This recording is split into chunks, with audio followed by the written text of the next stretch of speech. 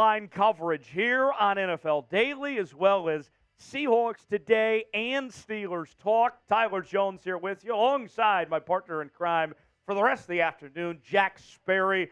And we already have had a couple of notable deals go down, beginning yesterday with the Seahawks bringing in Leonard Williams, and then the biggest move of the morning so far, Montez Sweat heading to Chicago, and Joshua Dobbs going to the Minnesota Vikings. We will catch you up to speed on everything that's happened so far. We'll react to trades from around the league in real time on today's show. As you guys file in and get this show started, whether you're watching on Seahawks Today, Steelers Talk, or NFL Daily, shout out your city. We'll shout you out as we get things going. Jack Sperry, welcome in. Happy Tuesday. Happy Halloween to you.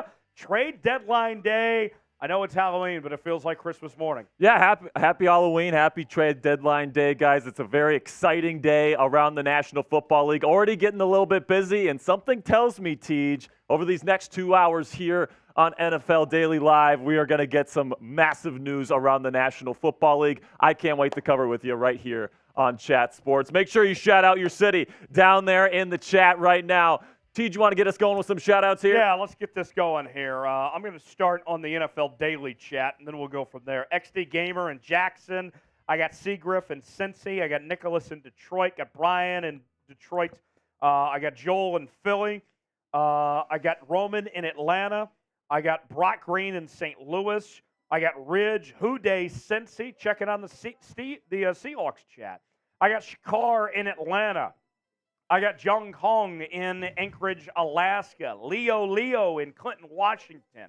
Ricky Hernandez in Murfreesboro, Tennessee, the home of Middle Tennessee State. I got Jacob in Greenville, South Carolina. I got Doughboy in New York. I got Ronald in Virginia. I got Beta YT also in the house from Clemson, South Carolina. Beast Mode in Savannah.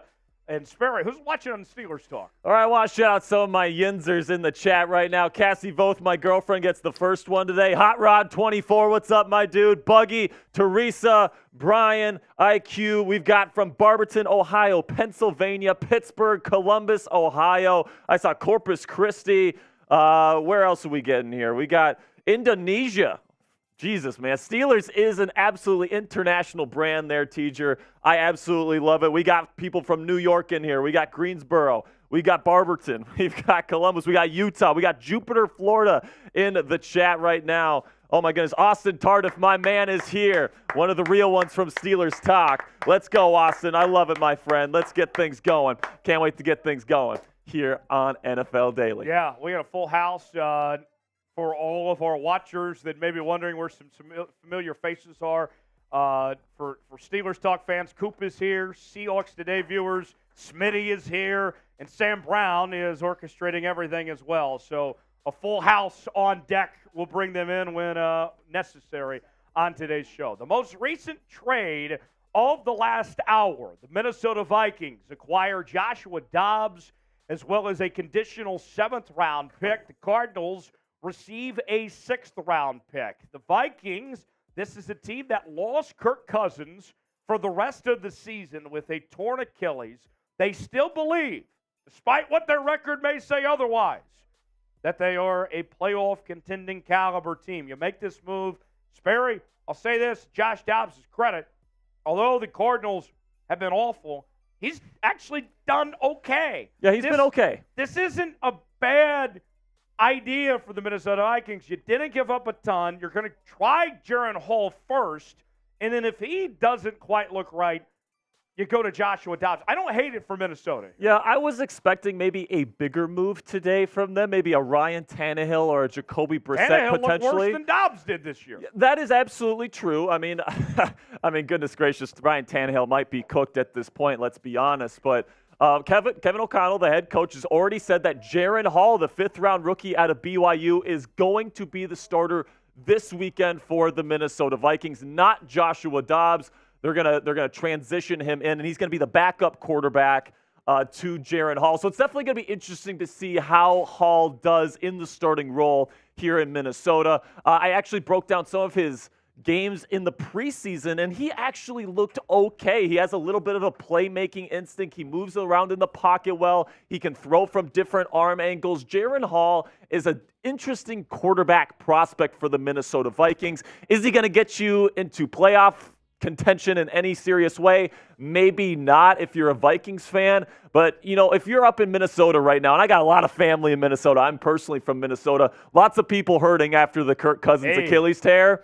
Jaren Hall is somebody that you can look at right now and maybe have a little bit of hope for. It's going to be interesting to see how the rest of the 2023 campaign shakes out for the purple and gold. The other thing on the Arizona side, real quick, this tells me that Kyler Murray's got to be very close. Yes, and we've been hearing a bunch about teams calling them about potential trade interest in Kyler Murray, and they've shut him down. So they obviously believe in Kyler Murray. They think he's going to be coming back relatively soon. It sounds like Clayton Tune is going to be the quarterback this weekend, but the next week, could it be Kyler Murray? I think it absolutely could.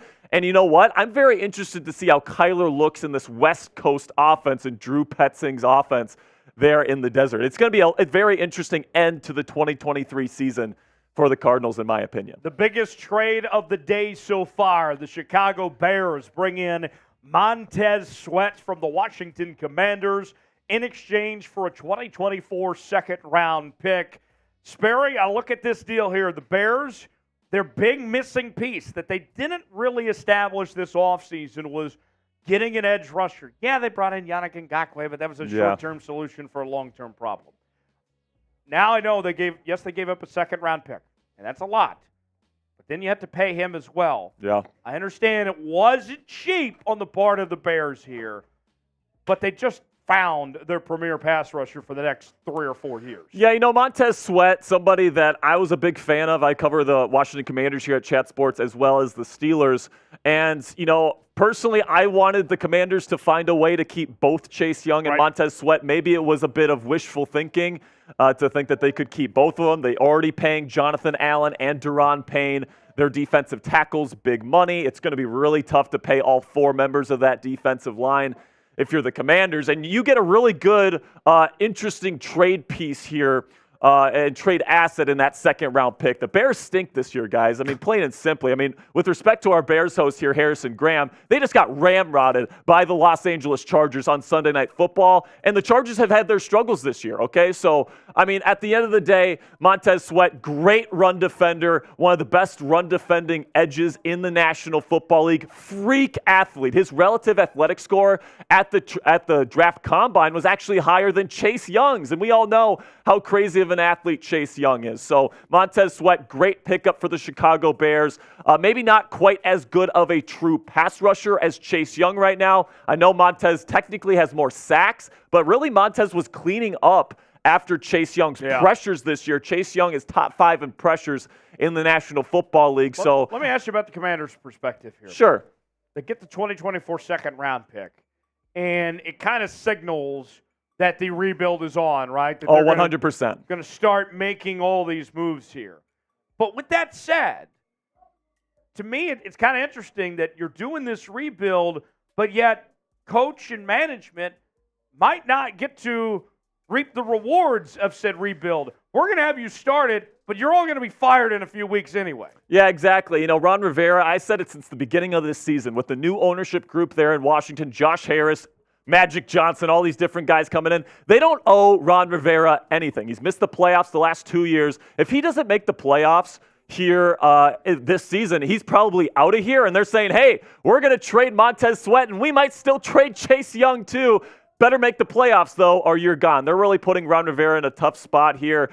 But overall, I do like what I'm seeing here from the Washington Commanders. I think this second-round pick is going to work out for them in the long run. The Eagles and the Falcons making a trade there.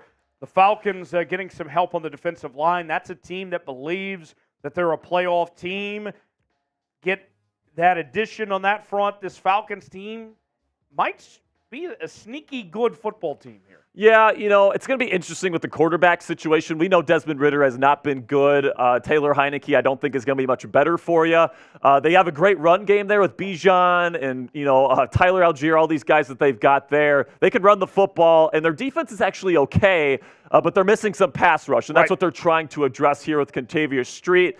I think Street's more of a rotational piece than anything here. Tej, they might be in the running here for potentially getting Chase Young. If Washington is still looking to deal Chase Young by the deadline today, I could absolutely see the Falcons bring him in. I like where the Falcons are in terms of their defense. If they can bring in a premier pass rusher for the future like Chase Young, they have lots of young players there. I like A.J. Terrell. I like Jesse Bates. Really like what they got going on right now.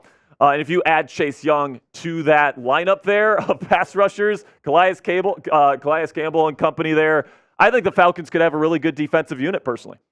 Yeah, certainly so. Let's talk about the Seahawks. Their big trade, bringing in Leonard Williams from the New York Football Giants in exchange for a 2024 second-round pick and a 2025 fifth-round pick. The Giants take on most of the remaining contract this year for Leonard Williams, with the idea of them getting the better draft capital. Now, I look at this trade. It's interesting. You look at that Seattle Seahawks team, and we've seen so far this year, Sperry, they've run two-man fronts, three-man fronts, four-man fronts. We know Jaron Reed can play inside and he can play outside both. Now you have that with Leonard Williams here. I know it's a lot, and I understand that, but I expect Leonard Williams to get a second contract. He'll be there beyond the rest of this season. But in Seattle's case here, the flexibility. I know you're a big X's and O's guy. For the Seahawks here to now say, you know what?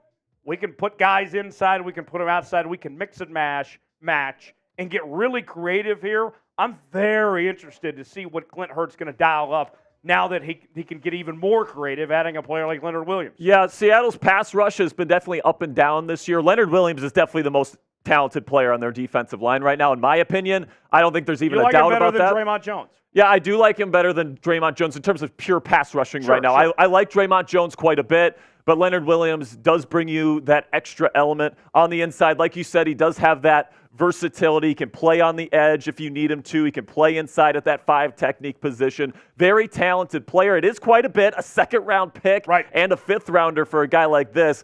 But listen, Pete Carroll and what's the GM's name in Seattle again? Josh Schneider. They clearly believe in this Seattle Seahawks team. They clearly believe in Geno Smith, what they got going with that trio of wide receivers that they got in there right now. I mean, they're playing good football, and now they're really making an investment at this pass rush right now. Really like this move for both teams. Can't wait to see what the Seahawks are going to do for the rest of the year. All right, right now on our NFL Daily Live channel, we have about, 462 likes. We want half the audience. We just need half of you to like today's video. So if you're not a loser, if you're not a hater or a loser, if you're having a great Halloween, hit the like button. If you want your team to make a trade, hit the like button. If you could not think of a better way to spend your Tuesday afternoon than with Jonesy and Sperry, hit the like button. That's all I'm asking. I don't ask for a lot. Just like the video, please. That helps us get this video out to as many people as possible so they can join us and be a part of what we're doing here on our live coverage of NFL Daily. Couple tweets to get to. What do they call it now on X? Are they still tweets? Posts. They're posts now, yeah. Whatever, Elon. Albert Breer of the Monday Morning QB. The Commanders have taken calls on backup QB Jacoby Brissett, but the price has been prohibitive for other teams. They've asked for a day 2 pick. We'll see if the price comes down with Josh Dobbs going for a late-round pick swap. Sperry, I look at Jacoby Brissett. That's a guy that if you need a short-term quarterback, not a bad solution. He's not a long-term starter, but he can win football games in the interim. Yeah, if you put enough around him, you protect him, you give him weapons that can get open in the pass game. He proved last year in Cleveland that he can be a good starting quarterback when you give the proper help around him. Now, there's going to be a couple teams that get discussed here. New York, I really don't think the Jets are going to be trading for a quarterback, but that's a possibility. Minnesota, I don't think is no longer a possibility. I think Petey talked about Cleveland as a potential landing spot. I know on Brown's Twitter right now, there's a lot of people saying bring back Jacoby Brissett. But I hate to break it to you, Washington, you're not going to get a day 2 pick for this guy. You're just not. He is a Band-Aid for whoever's going to trade for him. And right now, when I look at Jacoby Brissett, I would be happy as the Commanders host here at Chat Sports to get a 5th-round pick for him. I would be happy to get that. If Cleveland offered me a 5th-round pick right now for Jacoby Brissett, I'm absolutely taking that deal. You get an extra 5th-rounder to help build your franchise moving forward. And, Sam Howell, I think, has looked really good. Even if he gets hurt, I think you're punting on the season.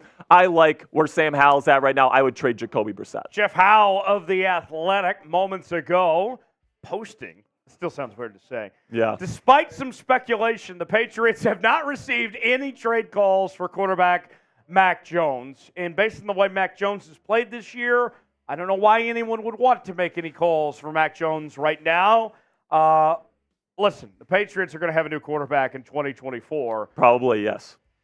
I would think that call to try to get something is probably next year. If you're looking for Mac Jones to salvage your season at the moment, that ain't the answer right now. No, it's not. Mac Jones has really struggled this year, and I feel bad for him, Teacher. I really do. This offensive situation the last 2 years in New England has just not been it. Last year you have Matt Patricia calling the plays. I mean, goodness gracious. And then, this year, Bill O'Brien just has not been able to get the job done. All right, spam me in the chat for a shout-out. Oh, trade. There's a trade. Hold on the main. Timeout. We have a trade. There's a trade. Ezra Cleveland, the offensive guard from the Minnesota Vikings, headed to the Jacksonville Jaguars. And this deal coming down just a few moments ago. The Vikings made a trade earlier for Joshua Dobbs. Now they send Ezra Cleveland away. We're waiting on the details here, but you look at this Jags team. They're by far the favorites in their division. They needed a little bit of offensive line help. Ezra Cleveland's a pretty decent football player. This is a good pickup for the Jags. Yeah, I like this move from the Jaguars. I think it's a little bit interesting from the Vikings because, they just bought a quarterback at the trade deadline here, and now they're selling one of their interior offensive linemen. So could we see more Vikings players traded by the end of the afternoon? I don't think Danielle Hunter's going anywhere today, but this is definitely going to be interesting to see what the trade details look like coming in. Second-round pick, Ezra Cleveland, by the way. Yeah, exactly, 100%. And, this is going to be definitely interesting to see these details come in. Ezra Cleveland's a good player. You just traded for a new quarterback. You just traded the guy that's going to be protecting him. So that's definitely an interesting move by Kwesi here, the GM of the Minnesota Vikings. Tej, what do you think about this? Because the Jacksonville Jaguars definitely need more protection for Trevor Lawrence. That's kind of been a soft spot for them this year. So I'm waiting to see what the trade details are because this is a head-scratcher for me on Minnesota's end of things. Me too. You look at the PFF grades. Sixth rounder, pick. that's it? Oh, my goodness, That's a dumb trade from Minnesota's part. Think about this. A couple days ago, last I looked, the PFF grades on Ezra Cleveland, I believe he was in the 70s across the board. I'll check on that right now. But the numbers have changed. I think he's been doing pretty darn well. The entire offensive line in Minnesota has actually done pretty darn well. Who did he piss off? I don't know. They did It's a huge win for Jacksonville. This is a stupid trade by Minnesota. Yeah, Ezra Cleveland, 73.8. He's currently the 8th highest graded offensive guard in football. For a 6th-round pick? For a 6th-rounder. I guess, you look at the trade value proposition here, interior offensive lineman, it's a lower value position, but you're getting a top 10 guard in the National Football League for a 6th-round pick. I don't get that. I know my dad right now is probably watching this right now. He's a huge Vikings fan. He probably hates this trade right now. You're giving up a really good player. Okay, who won the trade, Jags or Vikings? Spam J. If I see a V in there, I'm going to be just shaking my head and wondering, you don't know ball if you're spamming V right now. It's clearly the Jags, and it's not even close. Just a 6th-round pick? That's it. I can't believe this. I really can't believe this. From somebody that, has a ton of Vikings fans that are friends and family. I'm going to get a ton of texts tonight about this trade because this is awful from the Minnesota Vikings, in my opinion. I don't know what they're thinking here. I mean, a 6th-round pick for a top 10 guard in the league, it's either they don't believe in Ezra Cleveland long-term and they just wanted to get something for him while they still could, or they just don't know what they're doing. Also, interesting note here, he reunites with offensive line coach Phil Rosher, who was with Cleveland, with Ezra Cleveland back in Minnesota. So some familiarity going to Jacksonville here. Yeah, absolutely. You know, I mean, they did bring in Dalton Reisner. For some reason, the Vikings really like Ed Ingram as well. So it seems like they're just unloading somebody here for for a 6th-round pick. The big thing with this is that the hit rate on that 6th-round pick is not going to be nearly the value of Ezra Cleveland here, in my opinion. Yes, you're probably going to have, a 5% chance of getting a starter with that 6th-round pick. You're trading away a bona fide top 10 interior offensive lineman. I don't get this trade whatsoever by the Minnesota Vikings, especially because they just traded for a quarterback. Really don't understand this one from Minnesota's end, in my opinion. That's a head-scratcher. Let's take a look now at the trade candidates at the edge rusher position. One already off the board, Montez Sweat, is headed to Chicago, but Chase Young remains available, as does Preston Smith, Josh Uche, Yannick Ngakoue, Carl Lawson, Daniil Hunter, Brian Burns. Sperry, there are a lot of good edge rushers. If you need an edge rusher, you have no excuse. You have plenty of choices to choose from here.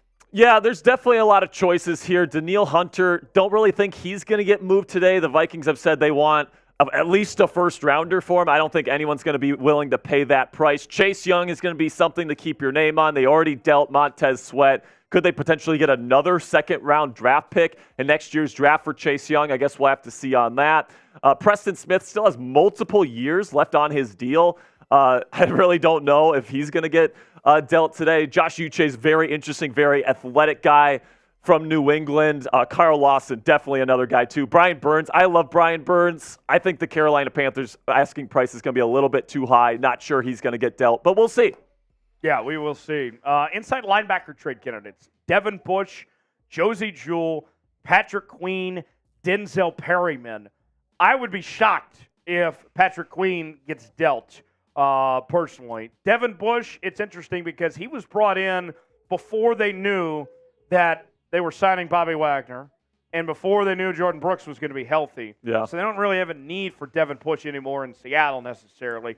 Josie Jewell, I think, is the one probably the most likely to get dealt of these inside linebackers. Yeah, I would agree with that. Denver, they say they're not doing a full-scale fire sale mode right now, but I think they definitely are. They're willing to get rid of some of these pieces for the right compensation. I would agree that Patrick Queen, probably unlikely today. The Ravens are playing really good football. I think they're actually going to extend Patrick Queen.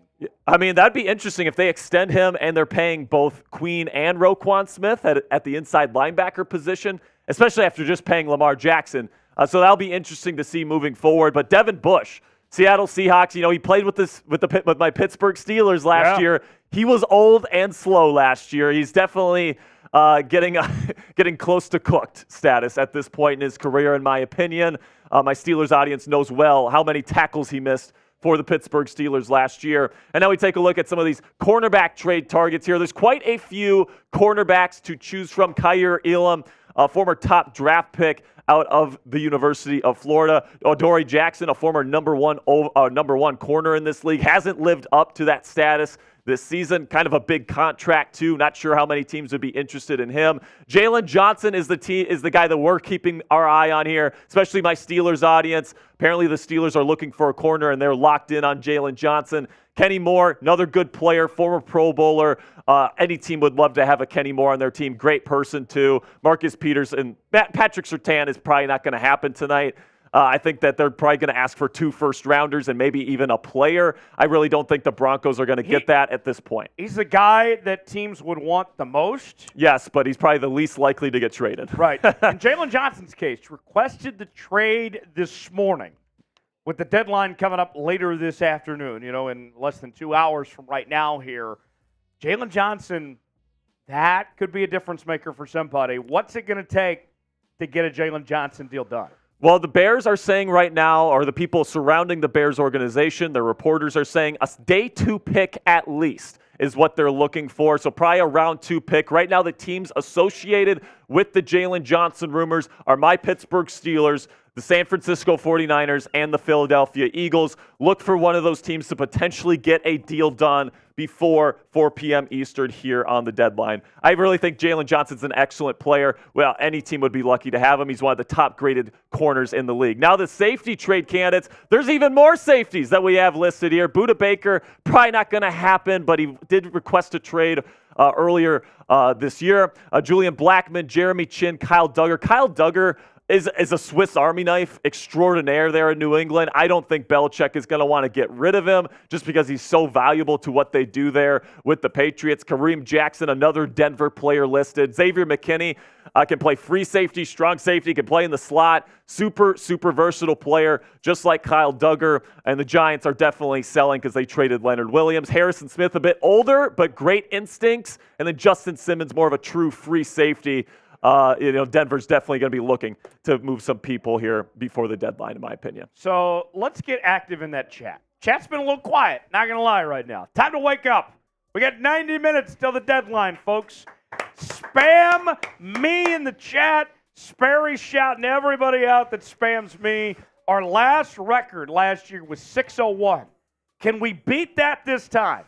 Spam me. I want to see as many as we can over this next minute. We'll let the clock get down to 34. Here we go. All right. 5, 4, 3, 2, 1. I see Jesus in there. I see Bryant. I see Chester. I see MG. I see Steve. I see Christopher. I see Grant. I see Justin. I see Broncos Country. I see AG. I see Colin. I see Steve. I see Brody. I see William. I see Nick Martinez. I see Luis Gonzalez. I see Adam S. I see Harrison. I see David. I see Steve. I see Jordan. I see Andrew. I see Mob. Get those me's in the chat. Let's go. Break the record right now. Let's get faster. 30 we need to go faster. To go.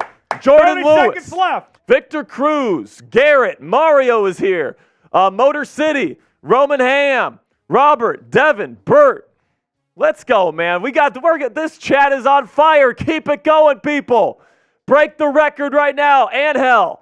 We got Cass. We got Tarek. We got Oblivion. We got Daryl. We got Bradley. We got Flawless Edits. We got Mike. We got Major. We got Kilo. We got the Nerd Durg. Nice name. Steve M. Brock Queen. Bright Green. Zach Green. Joe Taylor. PM3. Let's go, man. I love it. Keep it coming. Keep it coming. Don't slow down. Don't slow down. Let's check in on Steelers and Seahawks here on the Mees. On Seahawks, I got Apollo, Sup, Lisa, Beta YT, Tyler, Aiden, Christopher Bryson, Jose, Adam, Kayvon, Liam, Sup, Ryan, Liam, Keegan. Who's on Steelers? I got Steelers Dad. I got Kyle King. I got Ed. I got Ali the Reaper. I've got Timmy G. I've got Budigo. That one's a new one. Steelers Gang 1. I got Todd. I've got Michael. I've got Tyler. I got Ken. I got Kevin. I got Michael. I've got Ed. I've got, let's see, Steelers Dad's in there. Gary Reynolds. What's up, Gary? Good to see you, my friend. That is who all the Insers in the chat right now. My friend Tyler Jones. All right. Folks, if you haven't already, you need to subscribe to Chat Sports for daily NFL news and rumors, interactive live shows every week, Tuesdays and Thursdays, as we scour the National Football League for the latest happenings on your favorite team and more. And we do our Red Zone channel each and every Sunday as well. Subscribe now, and you will be glad you did here on NFL Daily. Let's check in on some of the trades that have happened over the last 24 hours. Leonard Williams headed to Seattle for a 2024 second-round pick and a 2025 fifth-round pick. Sperry, real quick, who won that trade? I'm going to say the Seahawks, actually. I mean, you never know with these draft picks, but I think the Seattle Seahawks needed pass rush. They ended up getting it here with Leonard Williams. Then in Philadelphia, Kevin Byard is there at the safety position in exchange for a 2024 fifth-round pick, 2024 sixth-round pick, and Terrell Edmonds. Sperry, the Eagles, they needed some safety help, and they got it. They got it. They got one of the best free safeties in football. And hell, if I was the Steelers GM right now, I would have traded a fifth, a sixth, and like Keanu Neal for Kevin Byard. I mean, goodness gracious, the Eagles absolutely got a steal with this trade. Howie Roseman's a genius. It just seems like he always pulls these kinds of deals off. That wasn't the only deal the Eagles did. They traded away a 6th-round pick to Atlanta as Atlanta gets some much-needed help on the defensive line and also picks up a 7th-round pick. Sperry, I know there's question marks at that quarterback position, but Atlanta might be a sneaky good team there in the NFC South. Yeah, they're a scrappy bunch. They can run the football. They've got some really good pieces in the secondary there in Atlanta. This is kind of a lower-level trade. Kentavious Street, probably more of a rotational piece, but watch out for the Falcons to potentially go get Chase Young before the deadline hits. Then the biggest trade so far, Montez Sweat headed to Chicago in exchange for a 2024 second-round pick. The Bears get the edge rusher they were looking for, but it comes at a price. Not just the second-round pick, but they're going to have to pay him some big money too. Yeah, they're going to have to pay him quite a big contract. This is a move for the future with Chicago. They know their team. Probably not going to be a playoff team this year, but Montez Sweat, they're hoping, is going to be the cornerstone at the edge rusher position for them moving forward. The Vikings, they get a quarterback, Joshua Dobbs from Arizona, with a conditional 7th-round pick. They give up a 6th-round pick. Jaron Hall going to be the starter for now, but Joshua Dobbs, if Hall can't get the job done, Dobbs is not a bad second option for Minnesota. Yeah, I know there's going to be a lot of Vikings fans out there that are going to think that they could have done better here, and they might have been able to, but Joshua Dobbs played pretty decently in Arizona this year, played in a very similar offense to what Kevin O'Connell likes to run in Minnesota. So if Jaron Hall ends up just being terrible this year, and there's a significant possibility that is actually the case, Joshua Dobbs is going to be able to carry the torch here moving into the 2024 season. And that wasn't the only trade the Vikings made. They acquired a 6th-round pick in exchange for Ezra Cleveland, who goes to the Jags. Ezra Cleveland, one of the highest-graded offensive guards in the NFL. Jags didn't have to give up much for a former second-round pick. I really like this trade for the Jags. I don't know what the hell the Vikings were thinking here. This is an A-plus for the Jacksonville Jaguars. You get a top 10 offensive guard in football. This is the weak spot on the Jacksonville roster right now is their offensive line. And all you have to give up is a 6th-round pick. Are you freaking kidding me? This is an absolute highway robbery by the Jacksonville Jaguars over the Minnesota Vikings, in my opinion. All right, Super Chat menu. I haven't seen any Super Chats come in on Seahawks yet. Have we got any on Steelers yet? I have not got any on Steelers yet. Who's going to send in the first Super Chat between our channels? Who gets there first, Seahawks or Steelers? The race is on. $ below the chat box if you want to contribute. The loser has to eat one of these nasty Bean Boozled jelly beans. How about that? Seahawks fans, send me $1. I don't care. Send me $1 right now on Steelers. Don't make me eat one of those jelly Get beans. it in right now. I am not eating one of these jelly beans. The loser has to eat one of these jelly beans right now. Any Super Chat equals a shout-out. $2, we'll talk about your team. $5, we will give a hot trade take. I'm sure Sperry's got some hot takes cooking up. $10, do a little beard cheers. $20, round of shots for everybody in the studio here. We'll see who sends in that first Super Chat, whether it's Steelers or Seahawks. I know we got some NFL Daily ones to get to as well. Oh, I just got one from Gary Reynolds. Suck it, teacher.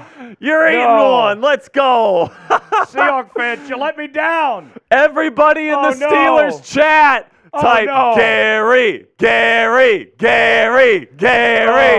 Let's go, man. I love it, Gary. Here you go, Teach. All right. A Seahawks Super Chat just came in. Everyone spam Gary in the chat, Steelers Nation. Beat it by about 30 seconds. Gary. And by the way, we got a $2 Super Chat on Steelers from Steven Thompson. Thank you so much, Steven. You're the best. I'll eat the jelly bean. Shout out to you, Gary. Drip. I'm not going to tell a teacher what this flavor is, by the way. Okay. Drip Leon with a 2 on Seahawks says Chase Young to Seattle. That one, I would like to see Chase Young, but I would be very surprised if they made that move. But nonetheless, Drip, thanks for the $2 Super Chat. Even if it was 30 seconds late, I'll still eat the jelly bean. Yeah, Seattle gave up already gave up their second round pick. All right, here we go. Oh.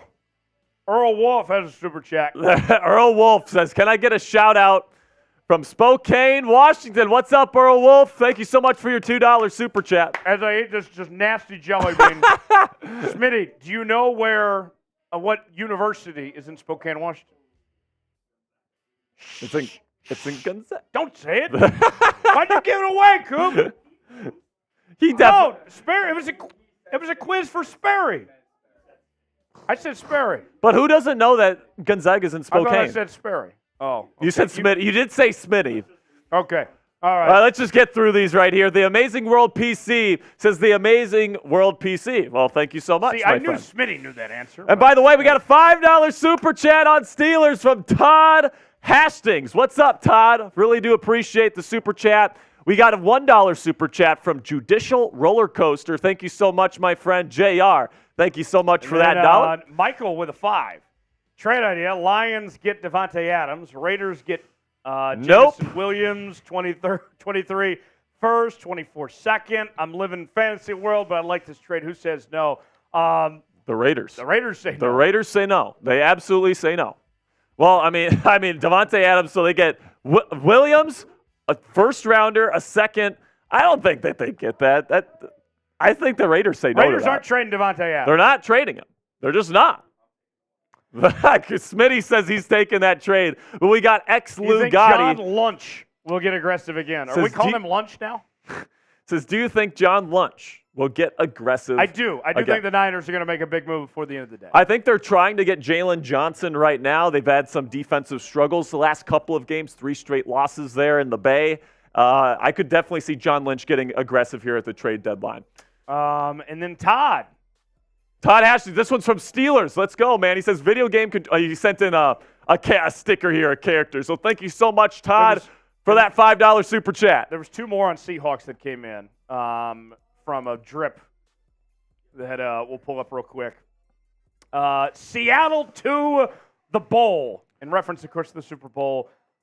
Man, that would be something. They're in first place in the division, only a game back. Sperry, that Eagles team is going to be tough to get through. Yeah, the Eagles, I think, are the best team in football right now. They're just so multiple. They can dominate the line of scrimmage on both sides. The tush push is the most unstoppable play in football right now. If they get 3rd and 1, 4th and 1, you know what they're doing, and you can't stop it. I mean, for real, the Eagles are the best teams in the league right now, in my opinion. Okay, and then he followed that up and said, can we get a Seahawks rant going? I feel pretty happy about this team. I don't know if there's much to rant about. Smitty, I think we need to get the Seahawks chant going. Things are positive right now. See! See! Here we go, Steelers. Here we go. There we go. Thank you, Drip Leon. Tom Smith with a $2 super chat on Steelers. Thank you so much, Tom, for your $2. Really do appreciate you, my friend. Thank you so much. And by the way, T, do you want to do a friendly wager here between Seahawks and Steelers? Yeah, let's do it. Whichever stream gets less in super chats today, the other host gets to slap the losing host with a tortilla. Oh, you love those tortillas. Yeah, he is obsessed with them. He's getting sexual with those tortillas. Is it a deal? Yeah, I guess. All right, it's a deal. Whoever gets the most in super chats today. What's the number Steelers is at right now? So we are at $11 on Steelers. We're at 17 on Seahawks. Okay, so a $10 super chat on Steelers right now puts us in the league. Let's get going, man. All right, here we go. Shout out your favorite NFL team. We'll shout you out in the comments section. I'm seeing a lot of Niners on Maine right now. Shout them out. We'll shout you out. Sperry, Niners got changed. Whoa, really? Wait, there's a trade? Wait. Before I say that out loud. Do we have a trade? Yes, we do. We have a trade. We have a trade. Ian Rappaport, former number 2 overall pick. Oh, Chase there Young it is headed to the San Francisco 49ers. There it is. That we just said John Lynch is going to get. Likely a mid-round pick. It's saying 3rd rounder here. Ian Rappaport says a 3rd-round pick in exchange for Chase Young. Wow.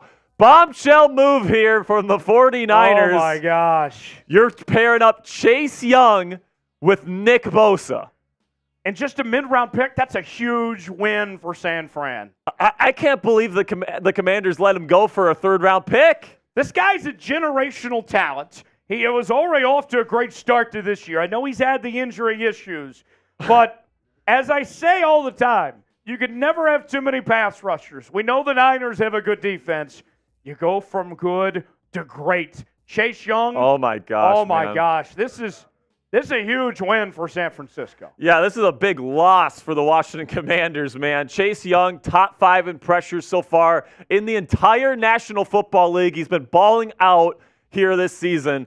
And it seems like they're embracing full-blown rebuild mode right there in the nation's capital. Chase Young is pairing up with Nick Bosa. Oh, my goodness, man. That's going to be such a dominating edge combo. What's up, Sam? I was going to say, we already know they're a dominating edge duo. They played in college together for 3 years. Oh, true. Yes. They did. Ohio State boys reunited there in the Bay.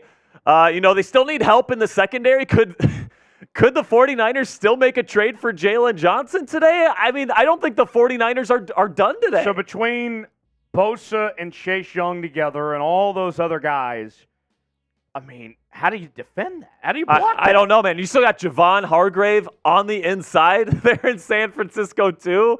I mean, this is one of the most ravenous pass rushes in the National Football League right now. It already really was with Nick Bosa and Hargrave, but it just went to a whole nother level with Chase Young on the other side. With just over an hour away till the trade deadline, this was a situation. Did the Commanders just settle? I guess this is the best they could do? I guess. If I was the Commanders, if you have a young player like Chase Young, who is top 5 in pressures right now, I wouldn't trade him for a third-round pick. I would say you have to meet our price or we're keeping him.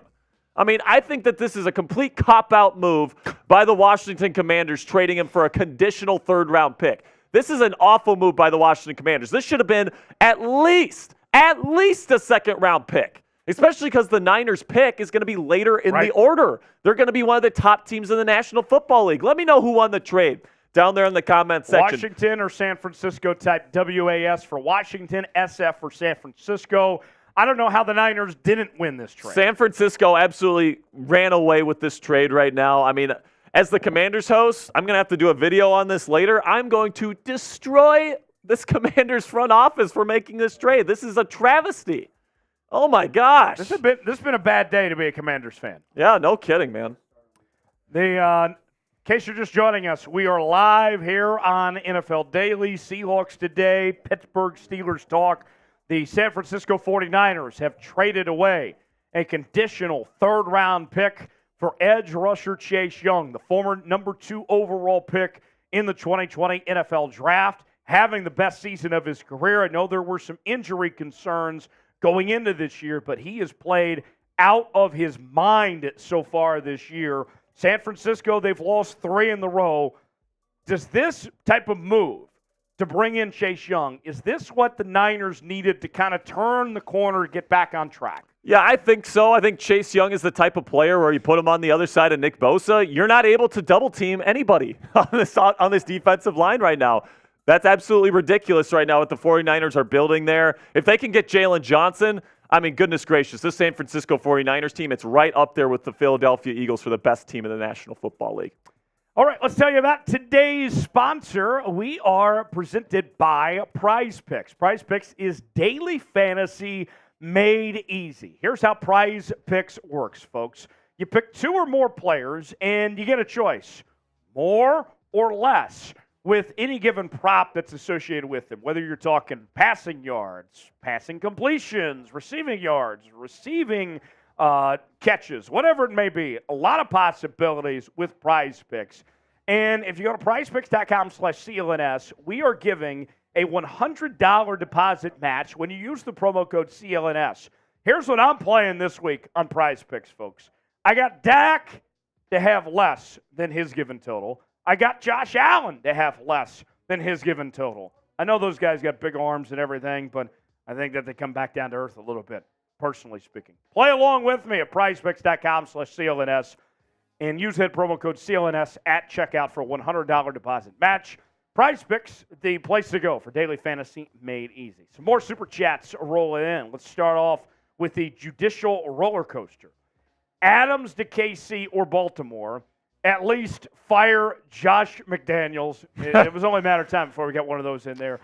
No way in hell are the Raiders trading Davante Adams, and definitely not going to let him be a Chief. Yeah, they're not going to let him be a Chief. No way that ends up happening. There's no way. I don't think Davante Adams gets traded today.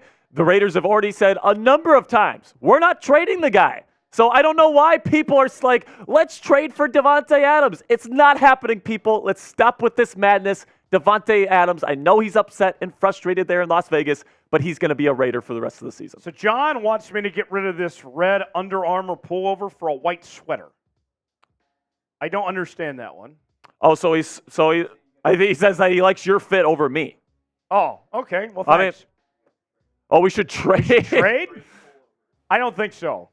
I'll stick with what I got. But John Edwards, I'm cool with what I got. Thanks. I appreciate the offer, the John former Edwards. vice declined. presidential candidate, we appreciate it. Zane Poles. Lane Poles. Thank you. I've seen reports Steelers got Jalen J. That would be fake news. Yeah, that'd be fake news right now. The Steelers have not traded for Jalen Johnson. They are interested in trading for him, but no deal has officially been made yet. So we got one from Michael here. He says, find the next 10 firsts for Adams to the Lions. The next 10 first-round picks, maybe that'll end up happening. But here's the thing. It's not going to happen. Sorry, Mike. It's not going to happen. JKPA says, Aaron Donald to the Miami Dolphins, top 7 defenses.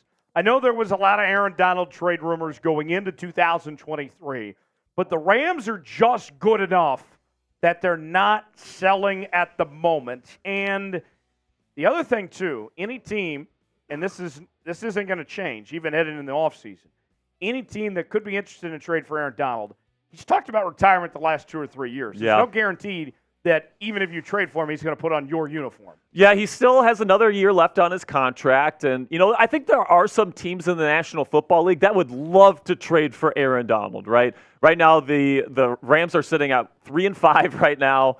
I don't think that anybody really is kidding ourselves with the Los Angeles Rams. You like Matthew Stafford. He's still playing well. You got a really nice wide receiver duo in Cooper Kupp and Puka Nacua.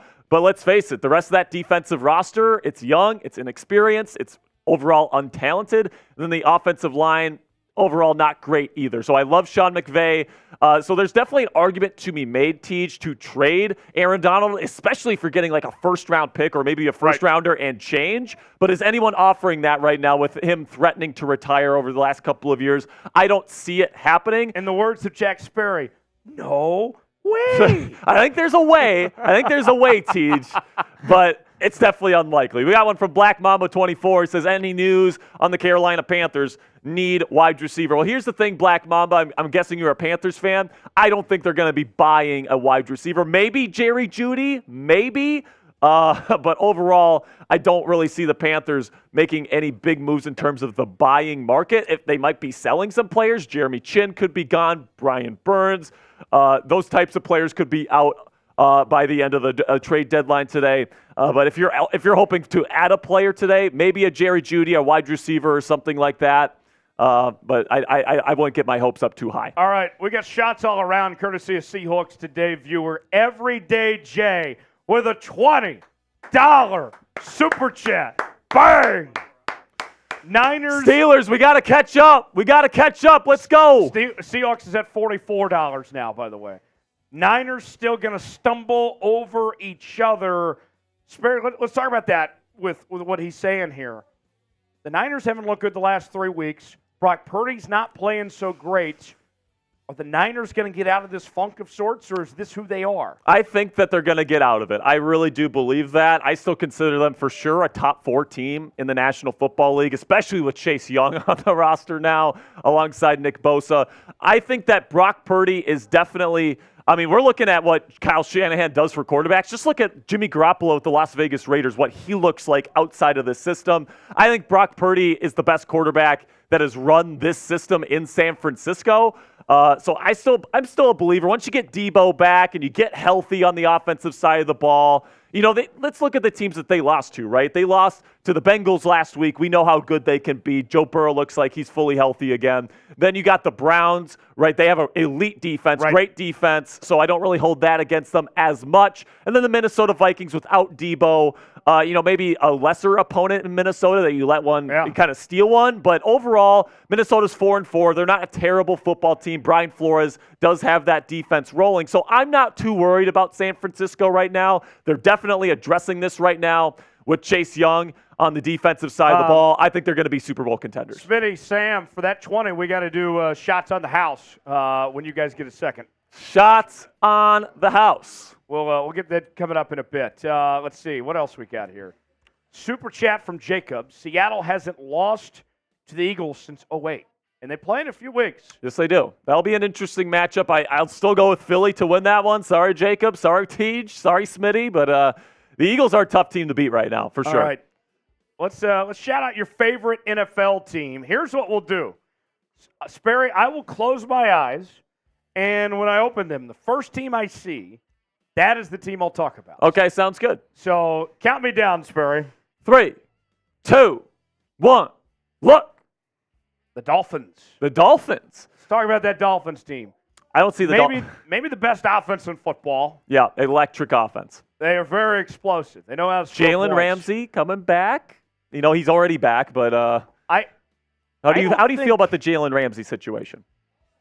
At this point, as good as they're playing, he feels like just a additional asset of sorts, like adding to what's already there. Sure. I mean, the defense has definitely been worse than their offense, so getting that help on the defensive side of the ball, especially a guy like Jalen Ramsey who could just straight up shut down some people, I think will definitely help the Dolphins. And the Dolphins have been kind of the Walmart brand Rams in the F them picks mentality that we've seen over the last couple of years. We got over an hour to go to the trade deadline. I mean, I don't know exactly where the Dolphins, a specific player that feels like this is the guy they have to make a trade for, but just based on the way they operate, I could very well see them making a deal before the deadline. Yeah, just the way they operate, like you said, they're very aggressive. They go and get players. They know the players that they want to go get, and they go get them. We saw with the Rams, they got a Super Bowl out of that strategy, but right now they're in kind of a hole right now where you only have a couple of really good players on your roster, and then the rest of the team is kind of young and inexperienced. So that could be the Miami Dolphins in a couple of years if they're not careful. But right now, I really like what Mike McDaniel's doing with the offense there. It's so innovative, so creative. When you got the kind of speed that they have, when you have a quarterback in Tua Tagovailoa that's as accurate as he is and so good from within the pocket like he is, this team's going to be dangerous. This team can win a Super Bowl. It's just going to be a matter of how Tua plays in the playoffs, in my opinion. All right, one more time. I'll close my eyes again, and here we go. 3, 2, 1, look. The Lions. The Lions. Chase Young's off the board now, so there's not many edge. I guess there's quite a few edge rushers that they could still go get, but I think Chase Young probably was their number one guy that they probably wanted to go get. Now he's off the board, Tej. Yeah, Chase Young was the guy they're looking for, but to their credit of sorts, there is still plenty of edge rushers out there. Maybe not Chase Young caliber, but there are still some guys they could potentially go get and add to that team. I look at the Lions. I really like that Lions team. Brian Burns? Interesting. Maybe. I mean, you have to give up it costs a pretty penny, I think, but could it happen? I could see Brian Burns in Detroit. Yeah, that could make sense. I mean, I don't know how the financials work out with that situation. Well, but the Lions actually have a ton of cap space. Yeah, so I think that's something that could actually work. Brian Burns to Detroit, put him on the other side of Aiden Hutchinson. That defense is so much better this year than it was last year. Ben Johnson's got that offense rolling. I consider Detroit as kind of a lower-end Super Bowl kind of sleeper pick right now. Maybe 7th, 6th team, best team in the league, somewhere in that range. I really like what Dan Campbell's doing. Dan Campbell is proving right now, Tej, that the main function of an NFL head coach is to be a culture builder, to get people to buy into what you're selling. That's what Mike Tomlin does so well in Pittsburgh. That's what Dan Campbell is doing so well in Detroit. Yeah, certainly. Sperry, you got to go, but appreciate your time here today, man. You got some updates coming up on the trade we're about to talk about here in just a second over on Commanders Report. Yep, I got about that Trace Young and Montez Sweat deal. Busy day in Washington. Yep, got to go to work, folks. Really do appreciate everybody that tuned in here. All right, I'll stick around, though. I will be back, right?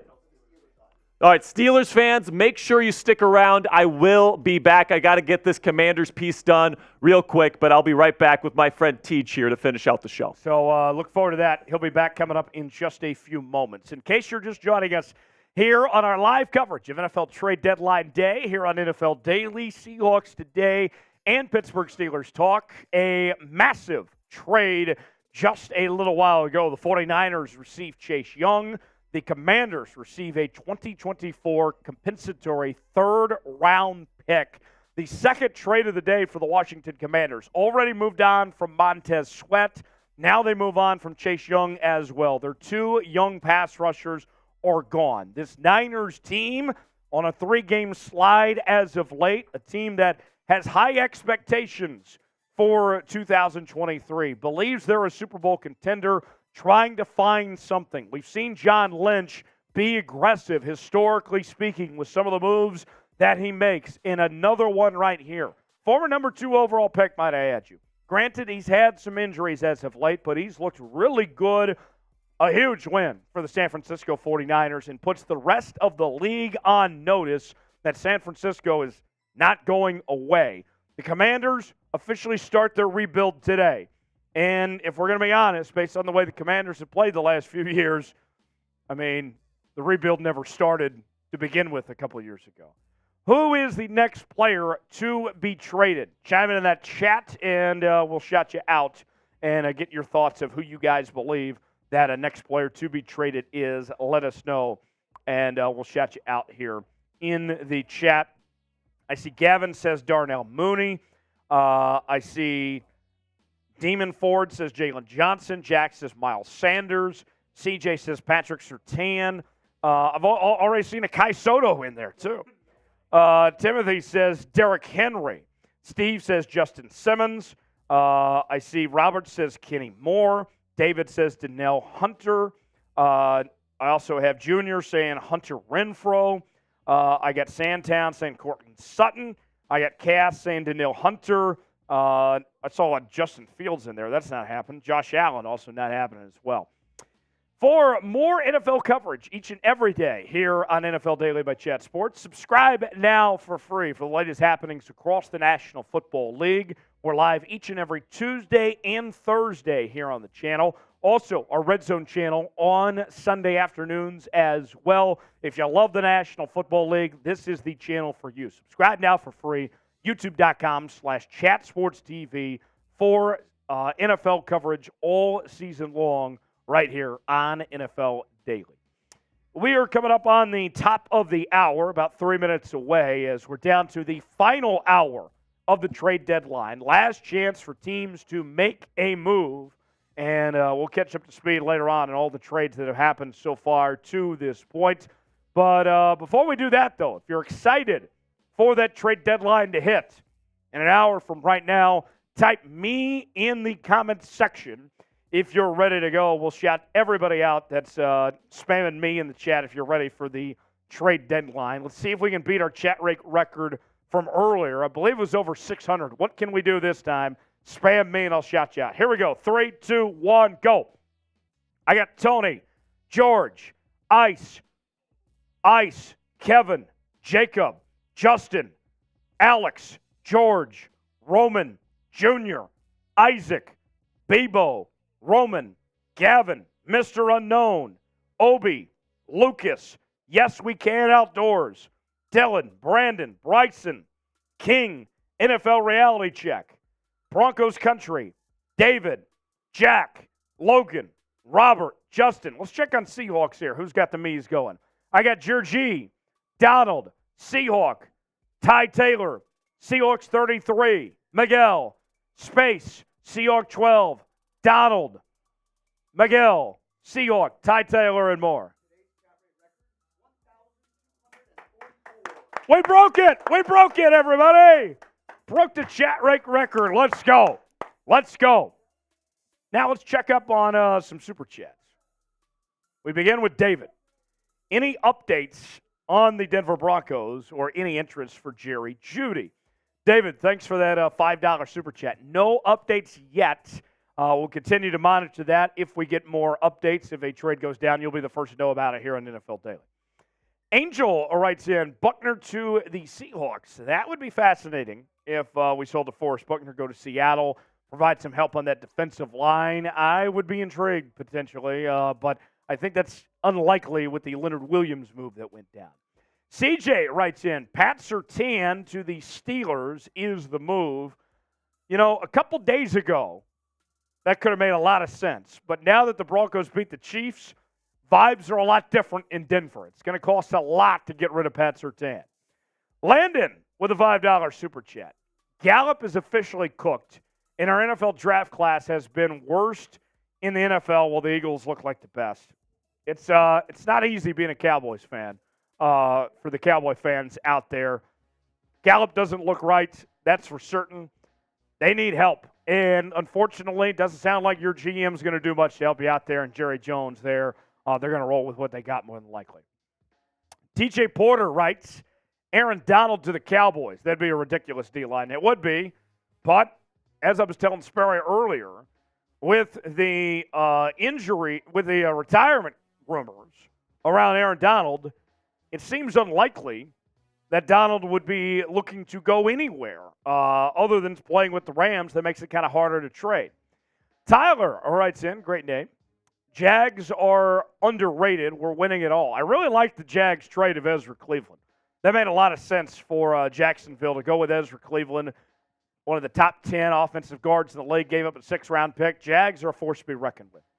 Big Bo writes with a $2 super chat. What's the Chase Young trade to the Niners due to their cap? I haven't seen the official cap number, but they wouldn't be able to make the trade if they didn't have the cap space to do it. But we'll check back on that later. Thanks, Big Bo. CJ writes, can we talk about Surtain to the Steelers, please? We've talked about that a lot today. That hasn't happened. That will not happen. Sorry to bust your boat there, CJ, but, I mean, I would be shocked if Pat Surtain ends up in Pittsburgh. King writes in, Justin Fields to the 49ers. What do you think?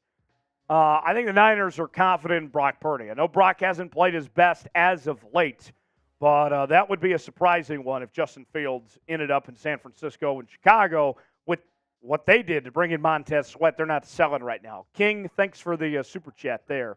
Or King, yes, appreciate that on that front. Did we get lowriders from Seahawks? Okay, we got a trade. Trade alert. Donovan Peoples-Jones is headed to the Detroit Lions from the Cleveland Browns.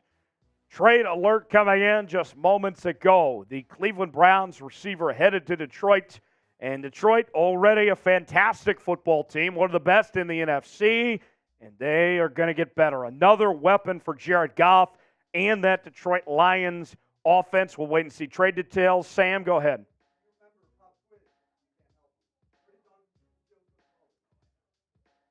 Off the top of my head, I can't remember. Was it Arkansas? Or was it Coop? The Michigan Wolverines. Michigan.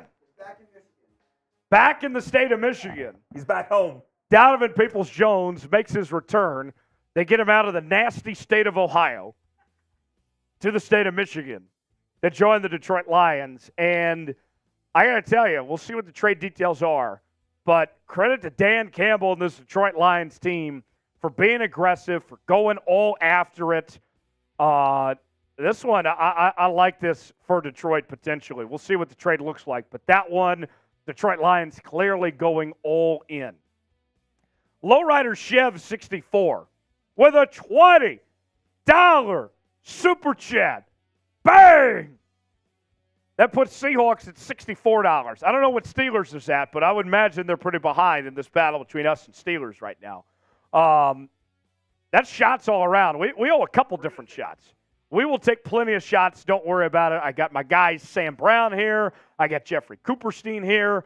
We owe a couple shots. Fireball is here. It is cold. Bottle Girl Sammy. Bottle Girl Sammy. There we go. Sam showing them off. Let's go. Let's go. Shots all around. Less than an hour away. How we feeling, Coop? We feel great. How about yourself? I feel great. I'm going to feel great after these shots, especially. Down to the final hour. If you're watching at home, well, obviously you're watching at home. Get a shot glass out and drink with us to send some good luck to your team as we enter the 11th hour. Cheers, fellas. Cheers. Let's go. The first of two. Cheers. Woo! Oh, that's real fireball. That is strong. You weren't messing around today, fellas. No. We're getting hammered. F it. Why not? Why not us? Spam shot in the chat. We're taking real fireball shots. These are cold as ice. I am feeling it. Cheers. Cheers. Woo! Oh. Oh, mama. Let's go. That is how we begin Oh, mama. the final hour of the trade deadline. Hopefully you all had some shots at home, and good luck to your team as we enter the final hour, the witching hour of the trade deadline. Donovan Peoples-Jones is headed to Detroit. Full details, we are waiting to see what they are. And another 20 coming in.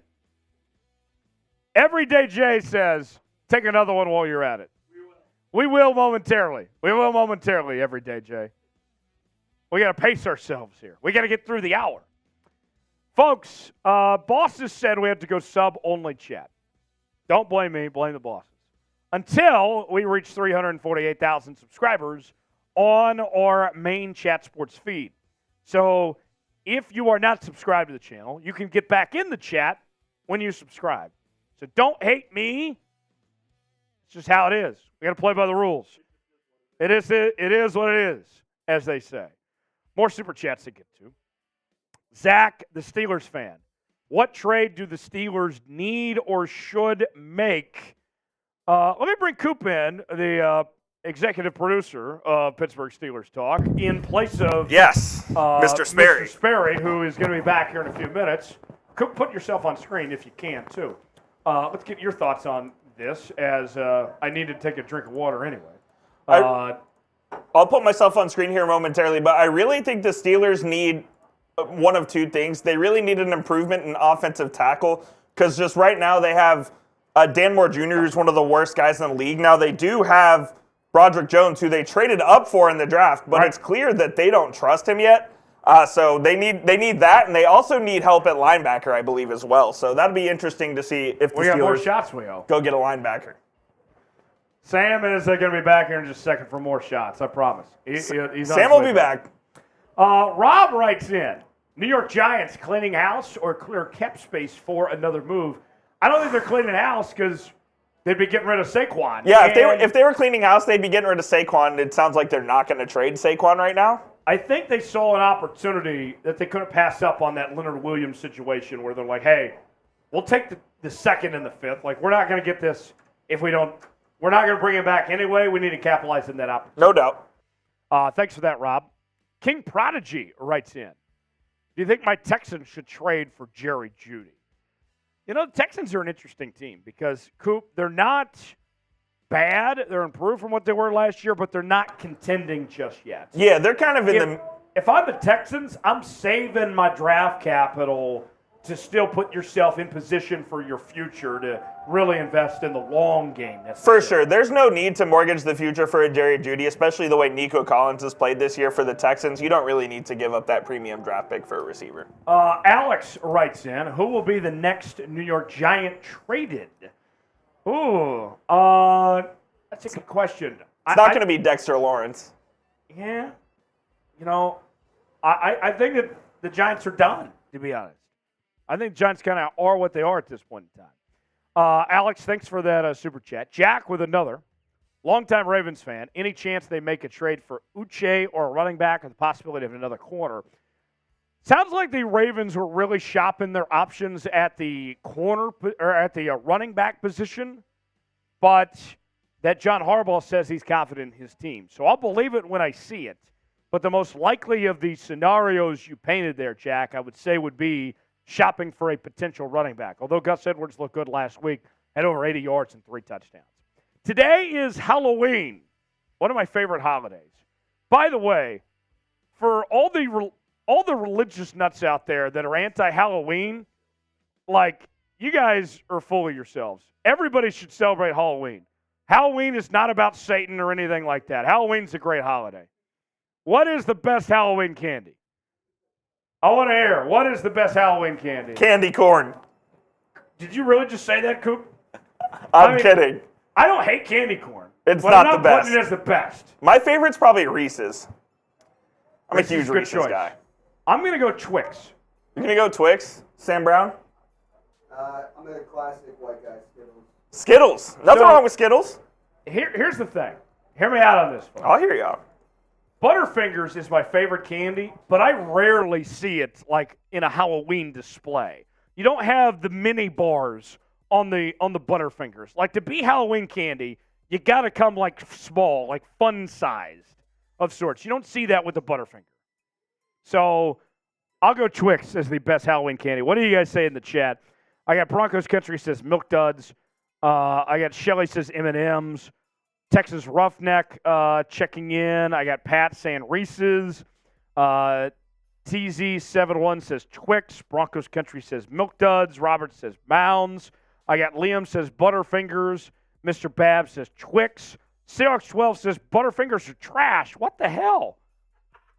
Why is Butterfingers taking strays here? If you don't like Butterfingers, then you eat corn the long way. Butterfingers are good, man. Joseph says Snickers. Draken says candy pumpkins. I can't remember the last time I had a candy pumpkin. Darwin says Halloween is the devil's holiday. I mean, really? No. Halloween has nothing to do with Satan. I can tell you that right now. All right, now we get trade details. On the Donovan Peoples-Jones trade, the Browns received a 2025 sixth-round pick in exchange for Donovan Peoples-Jones with that trade there. I got to say, ton of value there for the Lions to give up a sixth-round pick next year. That's not asking too much for a player of Donovan Peoples-Jones' caliber. I like this move for the Detroit Lions. I don't know what the Browns are thinking, if they phased him out of their offense, if they've given up on him, but Donovan Peoples-Jones is a good football player. Coop, I mean, 2025 sixth-round pick, that's a steal for the Lions here. Yeah, the Lions get a much-needed weapon that they need for the former wide receiver out of Michigan. DPJ never quite worked out there in Cleveland, and he heads to Detroit to make a run here at the postseason. Yeah, and then the other big trade that happened within this last hour, Chase Young headed to San Francisco for a 2024 compensatory third-round pick. Chase Young, we already know the Niners had a great defense. You add Chase Young to the fold here, a Niners team that's lost 3 in a row. Coop, we knew that John Lynch was not going to end this day quietly.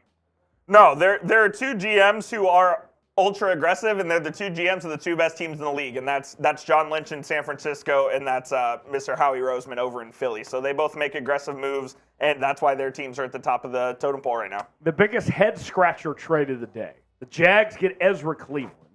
They give up a sixth-round pick. Good for the Jags to get Ezra Cleveland, one of the top 10 guards in football. But why on earth the Vikings move on from Ezra Cleveland? This one just doesn't make sense to me. Huge win for the Jags. I don't know what the Vikes are thinking. Yeah, it makes no sense, especially because the Vikings also traded for a quarterback. So they're not tanking. You'd think you'd want to give him some protection. Obviously, the Vikings needed a QB after Kirk Cousins tore his Achilles and is out for the season. But yeah, the Cleveland deal doesn't really make much sense to me. Yeah, and Joshua Dobbs going to Minnesota with the injury to Kirk Cousins. This Minnesota Vikings team, I know people are wondering, how good are they? Can they contend? This shows the Vikings are saying, hey, we're not giving up on the season just yet, that we're going to ride with Joshua Dobbs. Dobbs, of the quarterbacks out there, not a bad choice necessarily. The biggest trade of the entire trade deadline to this point, Montez Sweat leaving the Commanders, headed to the Bears for a 2024 second-round pick.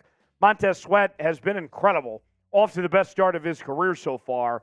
The Bears looking for a pass rusher, and they got a guy that they'll be calling on for a long time in Montez Sweat. And Coop, with adding Montez Sweat here, you are in a situation where, yes, you gave up the second-round pick, but now you got to pay him as well. This is a huge investment, more than people may realize. Yeah, it's a big investment, and it's weird because they're also trying to trade away Jalen Johnson, who is one of their best young players. So I'm not really sure what the Bears are doing. This is obviously a move for the future. You're going to have to pay Montez Sweat probably 4 years, $100 million at least as a starting point. So that'll be interesting to see what happens there. It will be interesting to see. And then we had the Eagles and the Falcons making a trade. The Falcons get some help on the defensive line. They also pick up a 2025 seventh-round pick, giving up a sixth-round pick.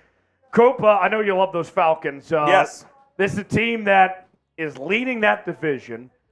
I think that they're ahead of schedule on their rebuild of sorts. Questions at the quarterback position, but the rest of the team coming together pretty nicely. Yeah, they have a really good roster. They had to make this move because, unfortunately, one of their leaders and one of their dogs, Grady Jarrett, tore his ACL and is going to be out for the year. So they went and got Kentavious Street. He's not going to replace Grady Jarrett. Grady Jarrett's a huge loss and is a Pro Bowl caliber player. So this is just a body replacement here. Yeah. All right, another trade for the Eagles. Kevin Byard is headed to Philly. They give up a 2024 fifth-round pick, a 2024 sixth-round pick, and Terrell Edmonds. The Eagles needed safety help. I know that they might have the best roster in football from 1 to 53, but the biggest weakness of sorts was that safety spot. You add Kevin Byard to the mix. Coop, I applaud Howie Roseman because that team, the one thing they needed to address, they took care of.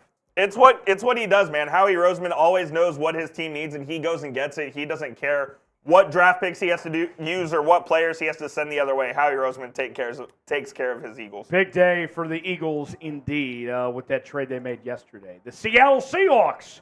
My Seahawks Today audience watching right now is Leonard Williams, headed to Seattle after yesterday's trade, giving up a 2024 second-round pick, a 2025 fifth-round pick, and the Giants take on most of the contract for Leonard Williams that was remaining for this year. The Seahawks, they needed help on the defensive line. They needed a pass rusher. They get it in Leonard Williams. It comes at a price, especially when you see, Coop, I mean, hindsight's 2020. The Bears only gave up a second-round pick for Montez Sweat. The Niners only gave up a third-round pick for Chase Young here. I know the Seahawks got the player they wanted in Leonard Williams. That's a difference maker. But did they overspend based on the way the rest of the market went? I never know what to think of NFL trade values. I still think that Leonard Williams is a really good player, and he's going to do a lot of great things for the Seattle Seahawks.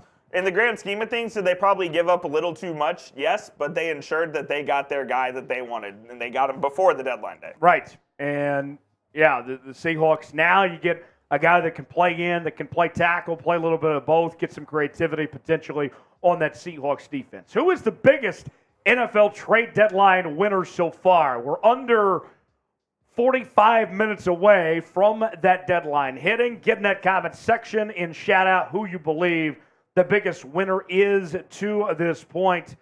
I got to tell you, the Jags had the biggest steal with the Ezra Cleveland deal. Yeah, the Jags are up there. I think the Seattle Seahawks are up there. I really like what the 49ers have done I as like well. the Eagles with what they did with Kevin Byard.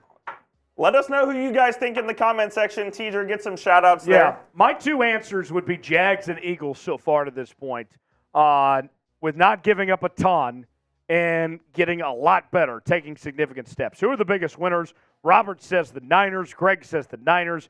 Anthony says the Lions. Junior says the Niners. Ram TK says the Niners. AJ says KC.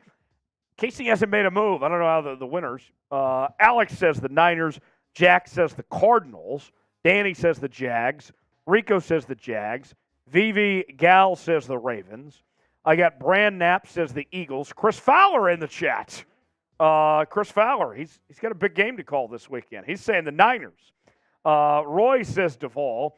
Rico says the Jags. Ethan says the Jags. Crypto Dread says Duvall. Sam says the Rams. I got Robert that says the Niners. Rico says the Jags. Check it on the Seahawks chat here. L says the Niners. Java says the Niners. Nahad says the Seahawks. Chaz says the Niners. Seahawks 12 says the Niners as well. The Niners, obviously, a good answer, too, with that Chase Young trade giving up a third-round pick. All right, we are at 969 likes. Nice. Less than 40 away from reaching 1,000. We got 4,000 people watching right now. How have you not liked the video by now? Like the video.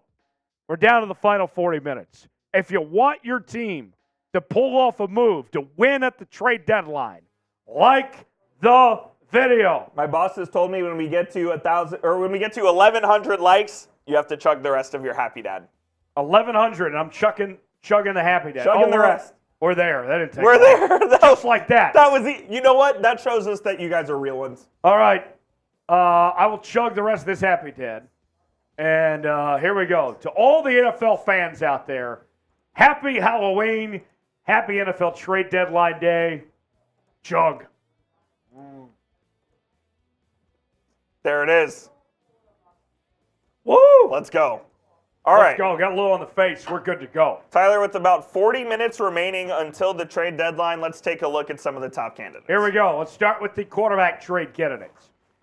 We begin in Washington with Jacoby Brissett. Carolina with Andy Dalton. Joshua Dobbs is off the board. He is headed to Minnesota. Meanwhile, Case Keenum still available. Trey Lance available in Dallas. They haven't really found a role for him just yet. Tennessee with Ryan Tannehill. At the running back spot, you got Saquon Barkley with the New York Giants, although we've heard the Giants may not be trading him. The Jets with Dalvin Cook. Titans with Derrick Henry. Patriots with Ezekiel Elliott. Jags with Dearness Johnson.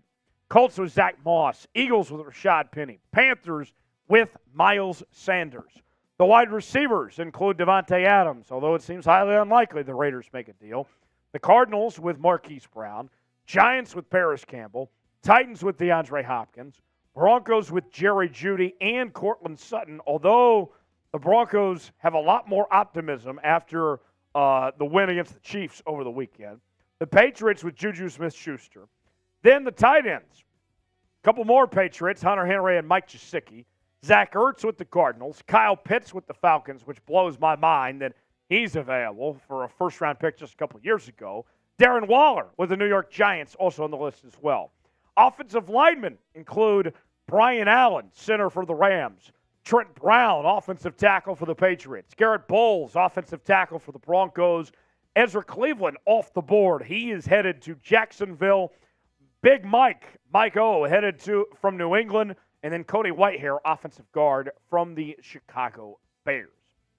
Today's show is sponsored by Prize Picks. Prize Picks is daily fantasy made easy. Head to prizepicks.com/CLNS and you can get a $100 deposit match when you play along with us. Here's how it works. You pick two or more players and get the choice, more or less, on any given prop.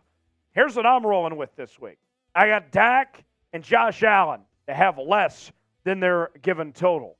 I don't think Dak is going to be throwing for 300 yards. That's not happening. Josh Allen, 270? Nah. Play along with me. I won big on Prize Picks. You can win big too. PrizePicks.com/CLNS. Promo code CLNS to play along today. The link is in the comments and the description in today's video. Check out Prize Picks. All right. Just over 35 minutes away from the trade deadline. Clock is ticking. We're down to the final hour, the witching hour. The witching hour of Scott Hansen. I will shout out your favorite team, and or you guys shout out your favorite team.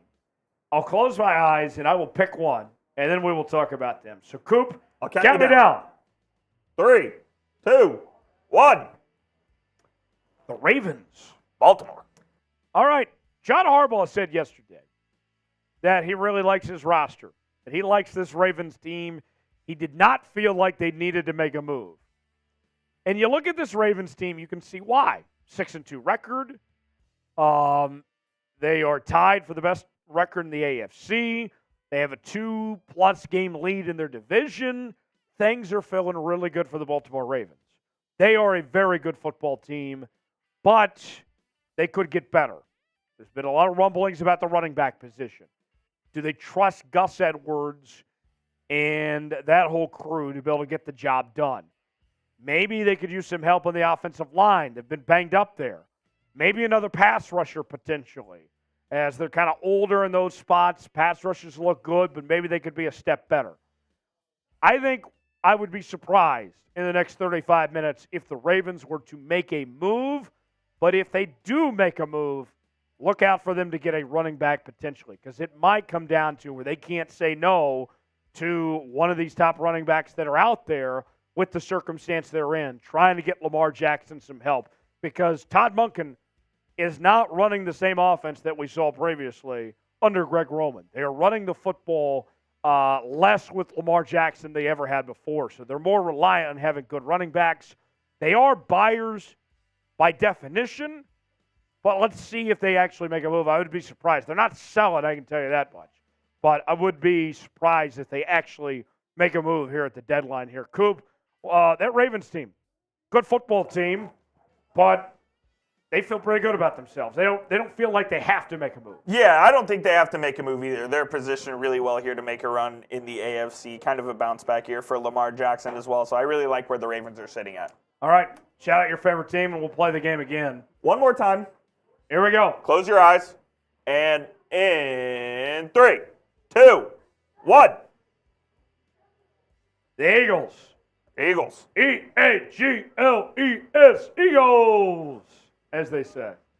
Eagles, they already made a couple trades. I like bringing in Kevin Byard.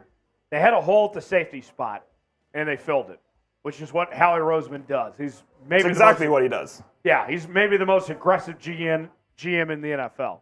So that was their big weakness, the thing they needed to establish. They got the best record in football. I'll say this. One thing to watch with this Eagles team, this is not necessarily like trade deadline related, but just kind of their outlook for the season going forward, Coop, is that Jalen Hurts, I'm a little concerned. He's kind of turning the ball over a lot. Yeah, I wonder if that is going to be a lingering issue as the season goes on, or if in the second half he's going to clean that up. Because if the Eagles don't get to the Super Bowl, I would guess that would be the reason why Jalen Hurts turned the football over too Definitely much. something to monitor. Hurts has had a turnover problem this year. Hopefully he can rectify that in the second half of the year. Yeah, something to watch. Tim Kawakami. Tim Kawakami of The Athletic. I think he's a big Corona bro, if I remember right. He writes in, NFL source, 49ers are closing in on another trade. I don't know who it's for, but it seems like they've got one more. Well, Tim, is that all you got for us? Tell me something. What is it? What are the Niners going to do? They got one more left in them. They obviously did trade for Chase Young earlier in the day. Coop, one more trade. Of course the Niners got one more trade. It's the Niners. If I were to guess what it is, curious what you think on this. I think they go corner with this next trade. Jalen Johnson, maybe? Jalen Johnson would be intriguing. Pat Surtain, something like that. That would be my guess. If the Niners have another trade in them, I think they go corner. By the way, earlier, in case you're just joining us, the first trade the Niners made was for Chase Young at the edge rusher position. All they gave up was a third-round pick for the former number 2 overall pick. So the Niners that already had a very good pass rush make an aggressive move and go get one of the best young pass rushers in football. I know there's been some injury concerns with Chase Young, but he has looked very good as of late. I like this move for the Niners, and the Niners are not messing around with this type of move. Seahawks are in first place in the division. Niners are saying, hey, we've come to play.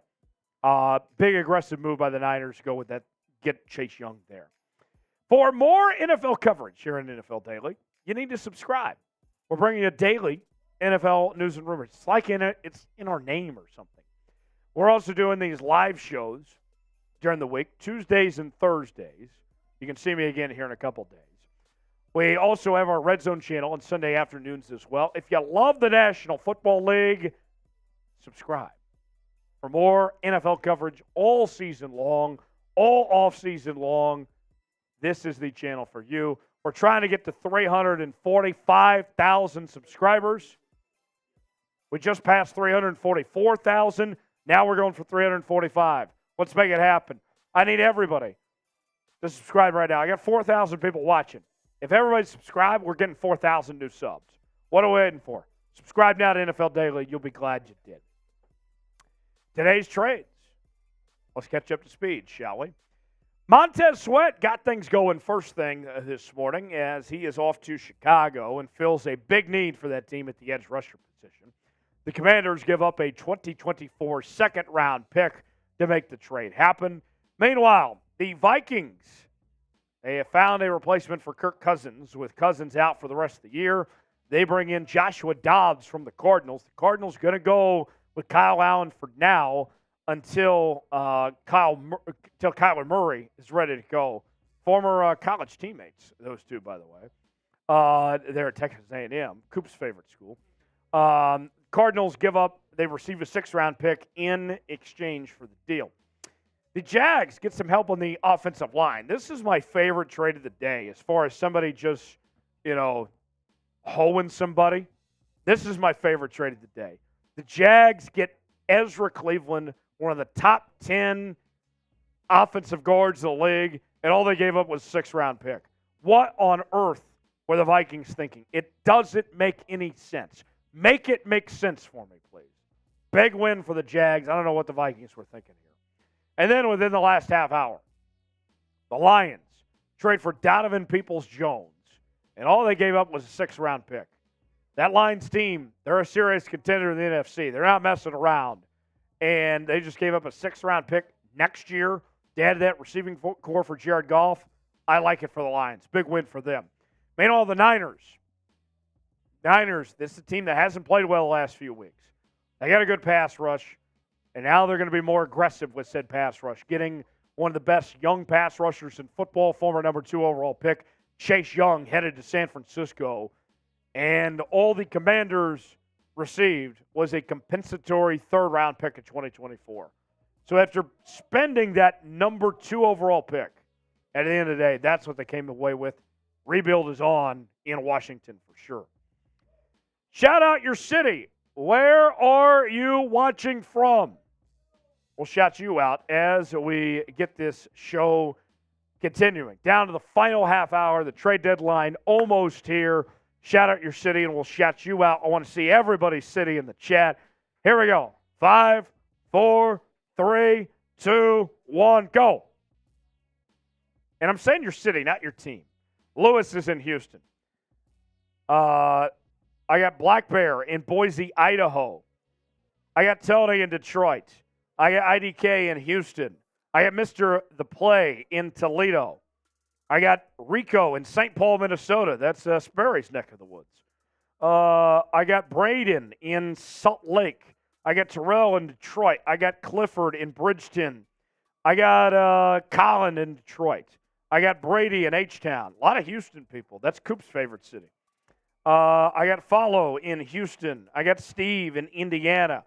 I got your mother in Detroit. I got your mom. I got your mom. Sean is in Hawaii. I got Caden in Wichita, Kansas. I got Block in Toronto, and plenty more checking in the chat. On Seahawks, I got Slayton in Houston. I got Robbie in San Diego. The Fun family in Olympia. That sounds fun. Let's see. I got Maurice in Fairbanks. I got AP Ranch in Hamilton, Texas. So there you have it. Some of our viewers checking in. As Jack Sperry rejoins me right now. Sperry, while you were gone, Niners got better. You were here for that. I was here for Unfortunately, I was here for the Chase Young trade, yes. The Lions adding Donovan Peoples-Jones. Yeah, I saw that. Decent move for the Detroit Lions, in my opinion. Getting a little better. What did the Browns get in return? I wasn't able to 2025 6th-round pick. Guys, we do have a trade alert. Oh! Let's go. Who is it? Green Bay. Rasul Douglas to the Bills. Douglas to Buffalo, adding a corner. What do you think here, Sperry? I wasn't expecting Douglas to get traded today, but a decent player. I mean, he's definitely experienced running cover 4 and quarters and all this different stuff that Buffalo likes to run there. So it's a good fit. I'm just not Rasul Douglas is just an okay corner in my opinion. Not sure it moves the needle that much in my opinion. What do you think, Teach? Bills needed a little bit of help in the secondary. I don't know if this does a ton for them. Moving on, adding Rasul Douglas. The Packers, they have some other pieces potentially that we've looked at as trade chips potentially. I'm very curious if the Packers have another move before it's all said and done. Yeah, it'll be interesting to see here. The Packers have been certainly disappointing this year. Jordan Love doesn't seem like the guy moving forward, certainly not at the level of Aaron Rodgers or Brett Favre before him. So definitely that quarterback lineage not continuing, at least in my opinion, with Jordan Love. They got some nice, decent pieces in there. I don't like their defensive coordinator, Joe Barry. I think he runs I think he's so predictable. I think teams know exactly what he's running. He just kind of runs his system. He doesn't adjust it, and it definitely has not worked out well for the Green Bay Packers, who should not be as bad as they are. They're more talented than their record suggests, but I really think Matt LaFleur has taken a step down without Rodgers there. And then also the defense, Joe Barry is, in my opinion, probably the worst defensive coordinator in football. Rap sheet with a little update on Jalen Johnson. After a day of exploration, Jalen Johnson expected to stay in Chicago. He made that trade request this morning, but he's apparently not going anywhere. That's going to make things awkward for the next few weeks. Yeah, it's going to make things a little awkward. There's still 24 minutes. Who knows? But it seems like the Bears wanted a certain price for him, and nobody has been willing to step up to the plate to this point. I know the Steelers were potentially interested in adding a corner today. I know the 49ers were in the mix. I know the Eagles were in the mix. So it's not over yet, but, it looks like to this point, Jalen Johnson's going to remain in the Windy City. Other corner trade candidates include Kier Elam, Adoree Jackson, Kenny Moore, Marcus Peters, Pat Surtain. If not Jalen Johnson, who could be the next to go? It's tough to say, TJ. Maybe Kier Elam. He's a good fit with Pittsburgh. I wouldn't be surprised if Pittsburgh makes a deal with him for maybe like a 7th-round pick. He's been a healthy scratch for Buffalo for much of this year. Kind of disappointing, but he's a good scheme fit with what Pittsburgh likes to do. They're looking for press man corners. That's kind of what Elam was known for with the Gators there in Florida, and that's what the Steelers like to do. That's what Joey Porter Jr. does so well. He's looking like a future star in this league. Maybe Kier Elam can join. Darius Rush can join. Corey Trice Jr., some other really long, young, fast corners to try to develop moving forward in the Steel City. All right, here's the Super Chat menu. We do have some Super Chats that will pay off later in just a moment. Any Super Chat equals a shout-out. $2, we'll talk about your team. $5, we'll give you a hot trade take. $10, a little beer cheers. $20, a round of shots. And a quick update on the scorecard. NFL Daily is at 158. Mm-hmm. Seahawks is at 98. $2 away from 100 on Seahawks. I'm chugging the rest of this Happy Dad when we reach 100 on Seahawks. Where are we at on Steelers? We're at $20, but I've been away for the last 30 minutes. Do I not get a handicap here? Absolutely not. Absolutely not, huh? Okay, so do you think that we got 550 people watching on Steelers right now? Do you think the I am getting absolutely railroaded by these guys right now. Send in a $100 super chat, and I'll do something. What should I do, Coop? What should I do? I think you have to sing "Oh Canada." I'll sing the "Oh Canada" song right here on NFL Daily for a $100 super chat. For those of you that don't know, it's about Matt Canada. It's a number one hit. It's a number one hit that we have on Steelers. Here's what I'll do. Seahawks, we're at 98 right now. Another 100 will basically be at 200. When we get to 200, I'll do a boot on Seahawks. If we get to 200, I'll do a boot on Seahawks. So we could, divide this up collectively. Doesn't have to be everybody sitting at 100. But if we get to 200, we'll do a boot here on the show. So that's the offer here on the show. Ethan writes with a $2 super chat, Indy needs to do something, anything. Sperry, I actually disagree because Indy's not a contending team. They don't need to make a move. Yeah, I don't think they need to do any rash decisions here. Anthony Richardson out for the season now. But he looked really good in his time. Shane Steichen, I really like what Steichen's doing with the offense there in Indy. They've looked functional even with Gardner Minshew. I mean, I like Michael Pittman Jr. as well. So they've got some nice pieces. I don't think this year is their year. I understand kind of the want to go make a splash move here from a Colts fan, but at the end of the day, you got to make the right decision for your team. You don't want to give up draft capital. You don't want to make any rash decisions. King, Prodigy, think Dallas should trade for Jalen Johnson. What do you think here, Sperry? Well, Jerry Jones would disagree. I don't think Jerry Jones wants to make a move. He says, the Bears would have to reach out to them because Jerry Jones already said, we're not looking to trade anybody. We're open for business, but you got to call us, is what he essentially said. So unless Chicago wants to give Jalen Johnson to Dallas, I really don't see that happening, King. At the end of the day, I think if anything happens, it's going to be either to San Francisco, Philly, or Pittsburgh when it comes to Jalen Johnson today. Chris writes in, Zach Moss to Baltimore, Kendrick Bourne to Kansas City, D-Hop to Cleveland. I don't think D-Hop's getting moved. I think they're going to hang on to him. Kendrick Bourne is on IR, so he's not getting moved. And then Zach Moss to Baltimore. I think Baltimore's going to hang with what they got at running back. Yeah, it's interesting. There's some reports going out that they were interested in Derrick Henry, but I guess we'll just have to see on that front. I'm not sure if anything's going to get done. In my opinion, D-Hop is somebody that we've talked about on Steelers. You match D-Hop with George Pickens, two of pretty much the same player. I mean, goodness gracious, that could be dangerous in Pittsburgh. I don't think that's going to happen, though. The Amazing World PC, Buxton, North Dakota. I assume that's where the Amazing World PC is at. Appreciate the shout out there. Patrick says Lions need to get active and fix our D-line. We've seen the Lions add a receiver in Peoples-Jones, but D-line, you already got Aiden Hutchinson there. Do they need more? They could add another piece, specifically a defensive end. I could see Brian Burns being an excellent fit with the Detroit Lions. They got a lot of cap space available right now. You could certainly sign a guy like Brian Burns to an extension. Definitely interesting to see what will go on. Oh! Suck it, Teach! We got a $100 super chat, and this one's coming in from Jacob Wezarek. Bang! We'll show you here in just a second, Jacob. Let's go, baby! Do we take the lead? I think we take the lead. 121 now. Where are you guys at? We're at 108. 108. Oh, my goodness. Coop, if we can get Jacob's super chat up here. No. It's there.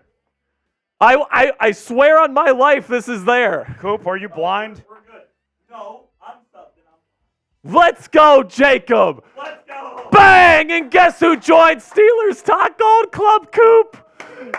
Guess who just joined Steelers Talk Gold Club? Let's go. Oh. Type Jacob in the chat. Jacob. And you know what that means, Coop?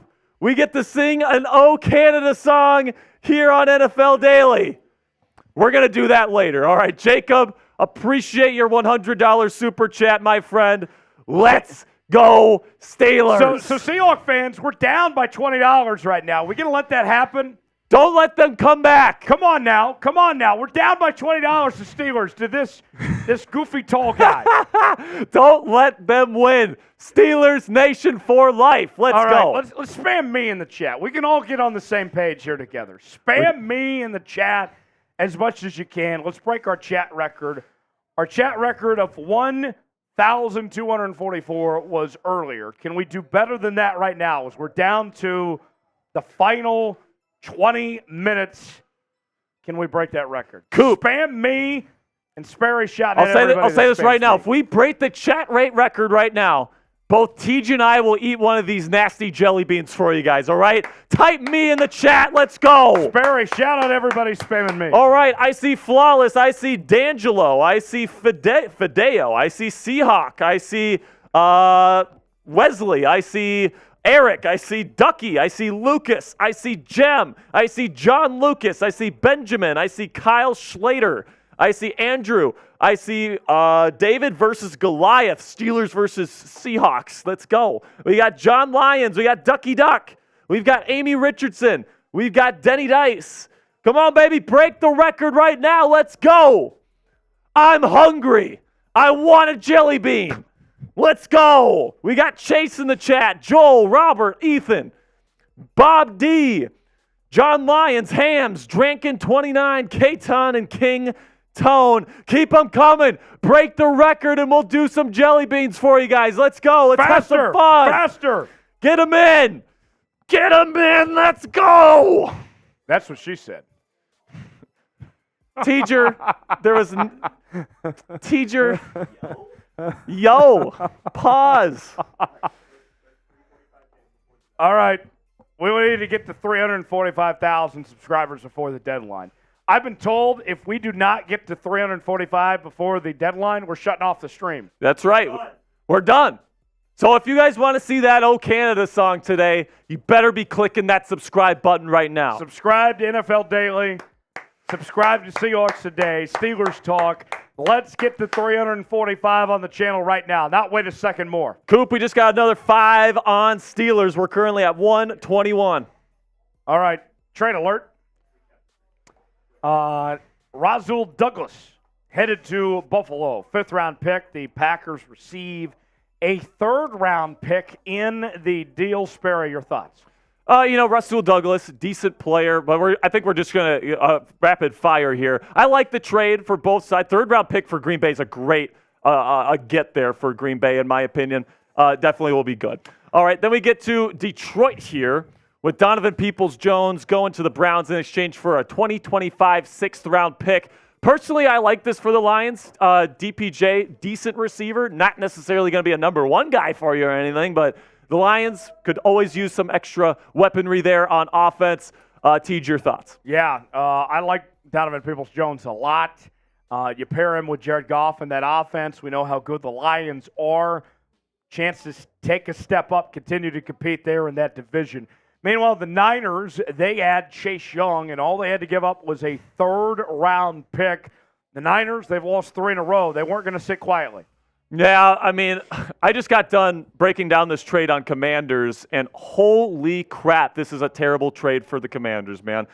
Just to put this in perspective, if you would have kept Chase Young for the rest of the season and let him walk in free agency, you probably would have got a 3rd-round compensatory pick in 2025. Anyway, all this trade does for the Commanders is move that pick up 1 year to 2024. This is an absolutely terrible trade by GM Martin Mayhew. Absolutely fraudulent franchise are the Commanders right now. And Chase Young, I mean, the 49ers, good teams, absolutely. Oh my goodness, okay.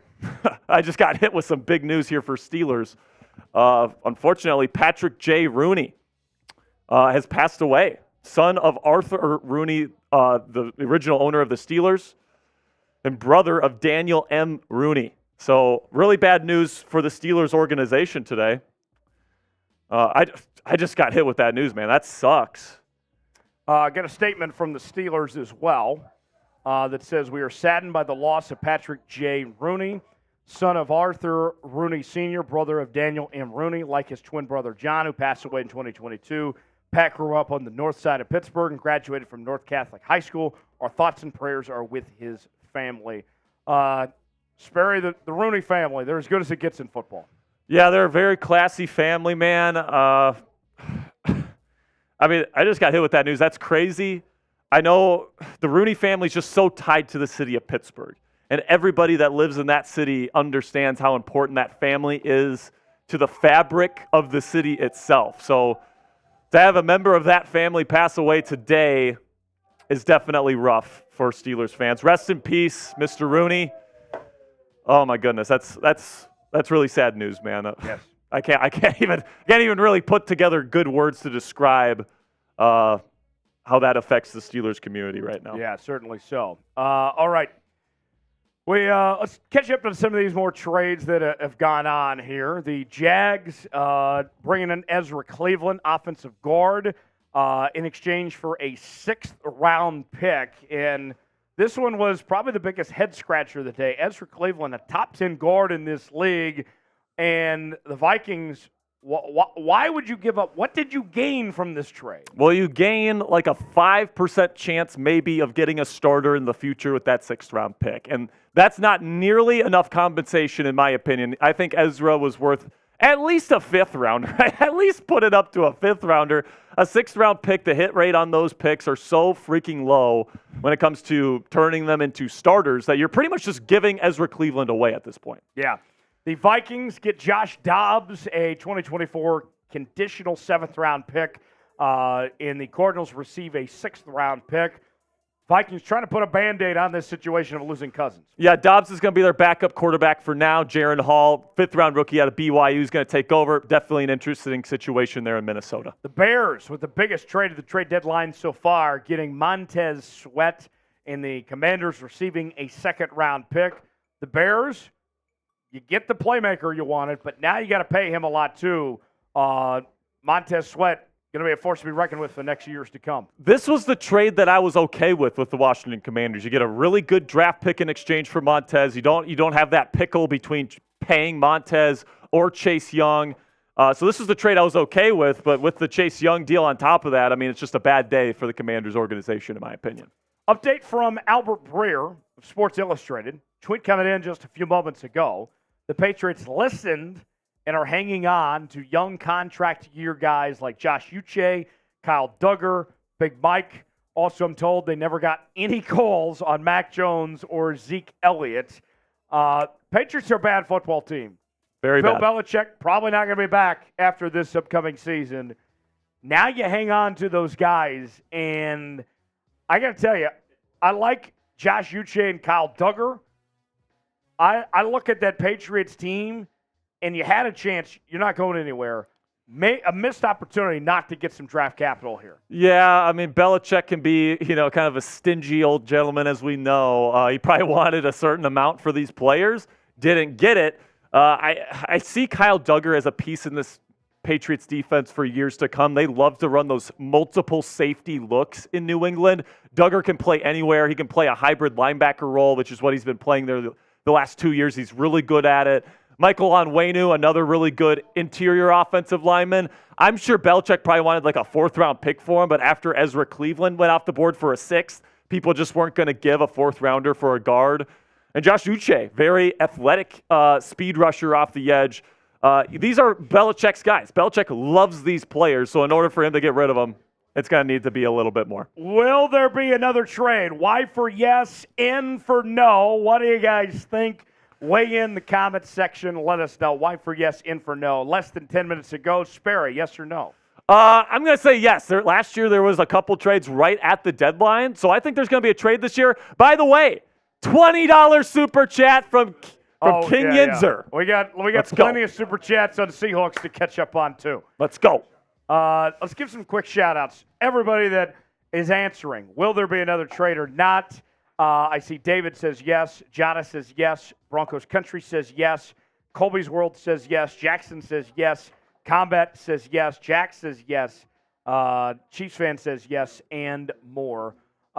Sperry, who else we got to shout out here? So we got Free Young Boy in there. He says yes. VB says yes. We got Lucas saying yes. We got Bob D saying yes. Death Ninja saying yes. Brew Crew saying no. Jesse saying yes. Steve N saying no. Cole Q says no. K-Ton says yes. It seems like there's a good mix here. Mostly yeses, though, Tej, for sure. As we're down to the final minutes, 7 to go till the trade deadline hits. Remember, there's always that little point in time, like the fax machine's got to catch up after the deadline. Yes. Last year, there was not a deal after the deadline hit. So yeah, we'll see correct. how that goes. But we'll stay alive and see how that works out. Will there be another trade or not? Y for yes, N for no. Today's show is sponsored by Prize Picks. You can get a $100 deposit match at prizepicks.com/CLNS. Use the promo code CLNS to play along today. Daily fantasy made easy. Here's how it works. You pick 2 or more players. And on any given prop, you get the choice. Are they going to hit more or less than what's assigned to them, whether it be pass completions, passing yards, receptions, receiving yards, and more? I'm rolling with Dak to have less than 283.5 passing yards. Josh Allen to have less than 270.5 passing yards. If I put $20 down on that, I'm making $60. You can play along at home at PrizePicks.com/CLNS, promo code CLNS to play today. Daily fantasy made easy. A lot of super chats to get through. Let's roll through these real quick. DJ, Houston trading for someone big. Sperry, yes or no? No, I'm not saying that. Dylan, Steelers. Would love Onwenu, Johnson, or Elam. Elam is a possibility. The Bears are saying Chicago's saying they're not trading Johnson, and Patriots aren't trading Onwenu. So maybe Elam. Alan says talk about the Chiefs. Chiefs are still a great football team. I'm not fretting on what happened last week. They're going to be fine. They're going to be fine. That's all I have to say on that. Josh says Bengals. I think they need to go for Hurst or Pitts. Bengals look like they're kind of staying pat. Yeah, I think they're going to stay in pat. They really like Joe Burrow healthy is a big win for them. Yeah, they've got Chase, they've got Higgins, they've got the guys there that they need. I don't think they need to make a move here. A 50 in a foreign currency, I don't know. We appreciate it. Bang. SEK. South Korea? South Korea. How in the heck did the Niners add Chase Young for a third rounder? As a Seahawks fan, that's pretty darn scary. Yes, Sam? Sweden. Swedish. One Swedish krona is worth 9 cents. Okay, so that's a little bit lower, but that's okay. We appreciate you, Daniel. We appreciate it. Michael with a 9 as a former Boot Hall of Famer. Hey, you're more than welcome. You can get another spot back on. $100 to join the Emerald Club on Seahawks. My opinion matters more. Give me Almond Joy. Screw Butterfingers. Let's not forget Tyler likes Arby's over Taco Time. Of course, that disqualifies him. Jack Sperry, favorite Halloween candy. Go. Twix. Twix is my favorite. Good answer. Michael with a $10 super chat on Seahawks. Personally, I think the Niners trade was better, but it didn't address any of their big needs. Quarterback, O-line, secondary. I think the Hawks trade was worse, but helps address our need for QB pressures. Who's done better so far on trade deadline day, Niners or Seahawks? I think 49ers. I mean, you get Chase Young for a third-round pick. I mean, that's an absolutely incredible deal. I think the Commanders probably should have got at least a second-rounder. John Lynch just absolutely fleeced him on that one. All right, I owe a lot of shots ahead, so let's get this going. First one, Puerto Rico not letting the stupid Steelers win this. Go Hawks. Agreed. You hear that, Steelers fans? They're calling you stupid. Get those super chats in and let's win this. Also said go Hawks.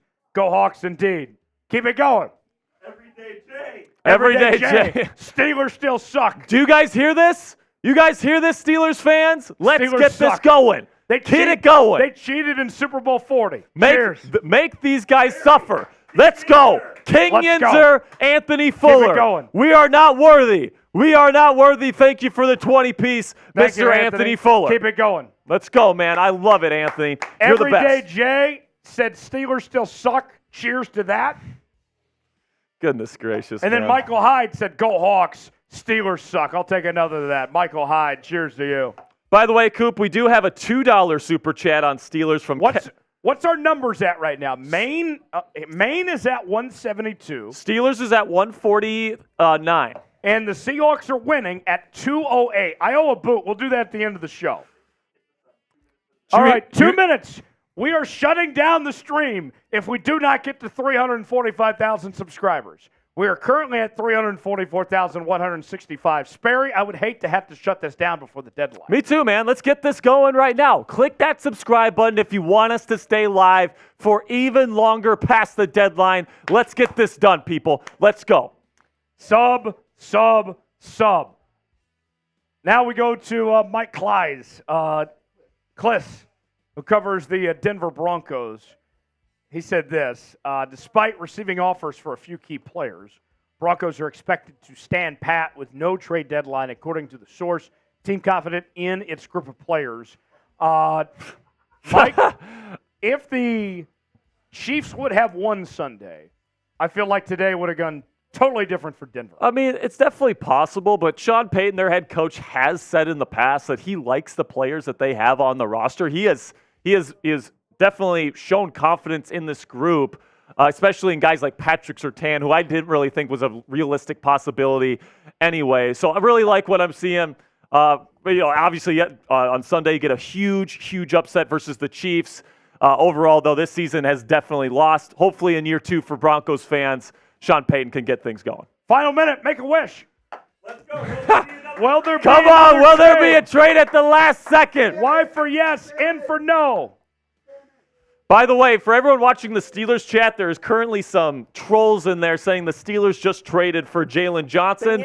That's not true. It's not true. Mark okay? Sanchez says we didn't get to his super chat. Mark, I got to you, Mark. Mark, I'll take a shot anyway, whatever it may be. Mark, you know I'm drinking for you. You know you're a real one. I got you, Mark. Steelers fans, Cheers. we're currently losing our super chat battle. We cannot here lose. Here it is, Mark. I will not sit by and let the Steelers win this either. Let's go, Mark Sanchez. And then Michael Hyde. Michael Hyde. Go Hawks. Down to the wire. Here we go. Will there be another trade at the final seconds? Are we ready? Here we go. Let's start at 10. 10, 9, 8, 7, 6, 5, 4, 3, 2, 1. Happy New Year! It's done. It's over. Any trades? It's over. trades. It doesn't seem like there's Let's any see. trades. Give it a sec see. here. Let the fax machine refresh. We'll see what happens. All right.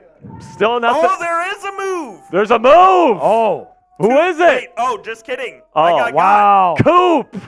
You got me all I got excited Spam- here, man. Spam F Coop in the chat. F Coop, F Coop, F Coop, F Coop, F Coop, F Coop, F Coop, F Coop, F Coop, F Coop, I love F the hate. Coop, Man, F I love the Coop. hate. He loves the hate, man. We still 0-0 Canada, by the way, Coop. We'll do that at the very end. We'll do that in the boot at the very end of the show. Sounds good. Sounds good, my friend. So if you're a Steelers fan watching this, we haven't forgot about your O Canada. It is coming. But come on, every $20 we get, we'll do an O Canada. Let's go. Ian Rappaport, no more trades. No more trades, according to Ian Rappaport. So that's going to do it for today's trade deadline, Mr. Teager. Let us know who is the biggest winner from Who the won? NFL trade deadline. Winners and losers. Coming up shortly. We will do a segment on this in just a moment with reaction to all that went down today. But let's get our initial reaction and thoughts as you guys weigh in the comment section. Biggest winner from the NFL trade deadline. For me, it's two teams specifically, Sperry. The San Francisco 49ers, the Jacksonville Jaguars. Yeah, I was going to say exactly those two teams. The 49ers get Chase Young, a guy that's 24 years old, top 5 in pressures in the National Football League right now for a third-round pick, a conditional third-round pick, man. Like, I don't understand that move by the Commanders. They're probably one of my biggest losers today. But then Jacksonville got a top 10 guard for a 6th-round pick. I mean, goodness gracious, that's an incredible, incredible move by the Jacksonville Jaguars. All right, who is the biggest winner from the trade deadline? Checking in on the chat here. I'm seeing Jags, Niners. I saw a Bronco answer in there. What? Bronco didn't do anything. Let's see. What else we got in here? Space says Washington was a loser. Washington was a big loser today. Yeah, I mean, as somebody that covers that team here at Chat Sports, you know, talk about Chase Young rumors, Montez Sweat rumors for the last, 7 months now, even going back to the offseason.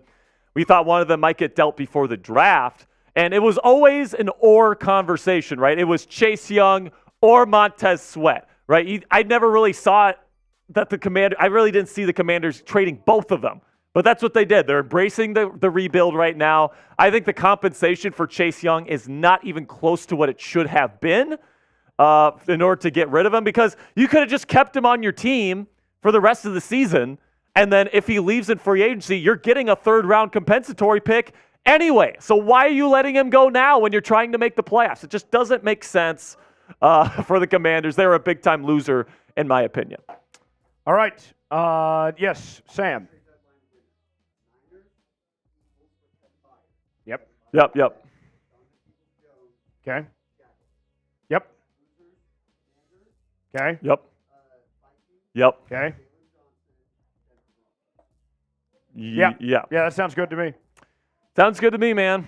Maybe Patriots too, Sam? I don't know. Yeah, okay. All right, all good. F me, I guess. Closing time. All right, got a $5 super chat from Big Bo. Says, as a Niners fan, F the Sea Chickens. Go Boo. Steelers. Let's go. Boo. Can we count that towards my total? Let's count that towards my total. All right. So what is Steelers at? We're at 155 with that super chat. Seahawks were at 208. And then Maine is at 179. Oh, my goodness. It's Wait, Yeah. what Yinzer in the chat right now is going to be a Steelers talk legend and put a 50-piece in here? Coop loves a three-way. We are down to the wire. Who is going to come out on top? Seahawks fans, can you push us over the finish line? We can't be losing to the Steelers channel today. We're up right now, but we need to run up the score. We need to make sure we win this. Steelers fans, we need to get this thing going right now. I want to slap this guy so bad with a plate right now. Here's the deal. I don't think we got tortillas. I think we got plates. If the winner of this, in case you're just joining us, whoever wins the Super Chat battle gets to slap the other one with a tortilla. I want to slap Sperry so bad with this tortilla. Come on, Steelers fans. I need you right now. Help a fellow Yinzer out. Let's go. Should we put a clock on it, like, after this cut? Yeah, let's make it to the end of the cut. All right. Wait, so we're gonna do two? We're gonna do two-man on the winners and losers cut? Yeah. Okay. Okay. The kids say. Yep. Cool. All right. So here's the plan. We have one more segment to go. After the segment's over with, we will cut it off and we will determine a winner of this Super Chat battle between Seahawks and Steelers.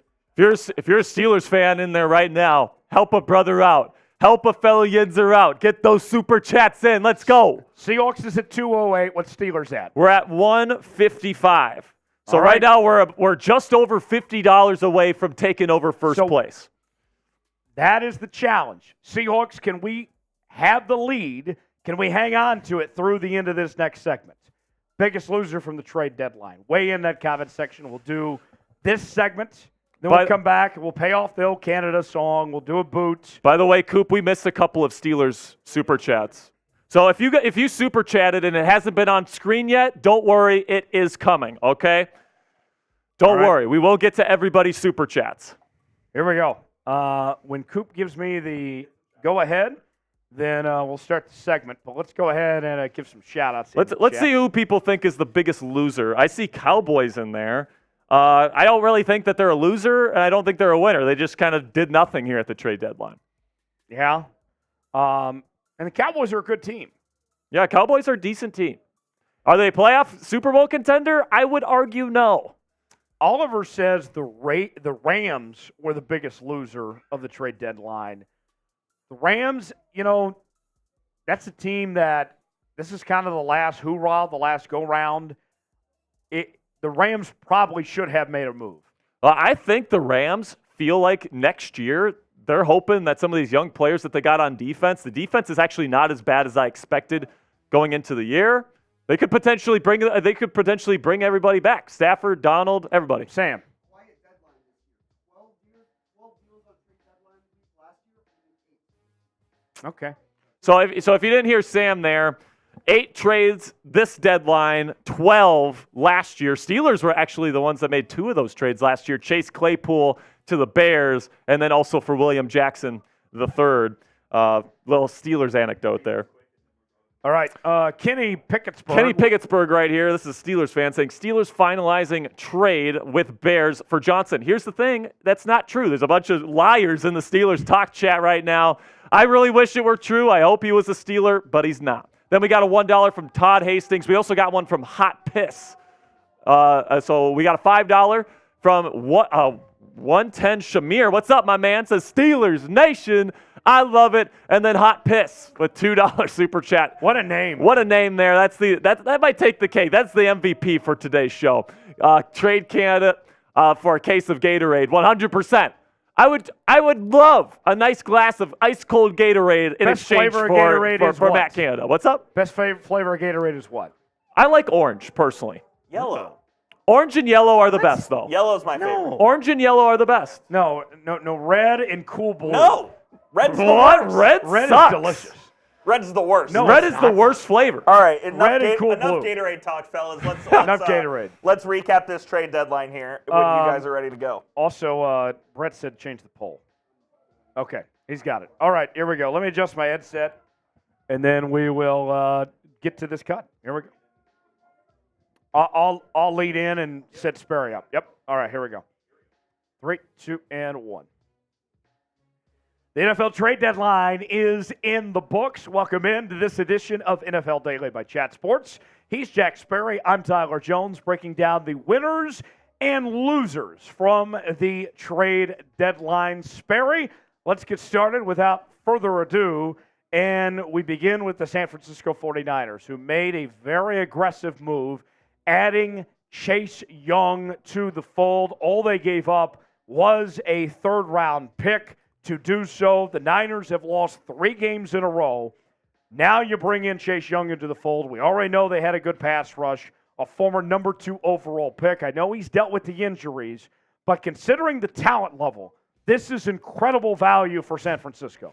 San Francisco came into the day. You knew they were going to be a little bit aggressive. It looked like they were trying to get Jalen Johnson. The Bears end up holding on to him. But you get Chase Young, a 24-year-old that's top 5 in pressures in the National Football League right now, and you add him to a defensive line that already has Nick Bosa, last year's Defensive Player of the Year, and Javon Hargrave, one of the best interior pass rushers in the National Football League. Chase Young, somebody that's absolutely going to make an impact right away. And if they lose him in free agency this year, the 49ers are still going to get that third-round pick back in the form of a compensatory pick in 2025. Meanwhile, on the losers list, the team on the opposite side, the Washington Commanders, they move on from Chase Young as well as Montez Sweat, and all they have to show for it is a second-round pick and a third-round pick.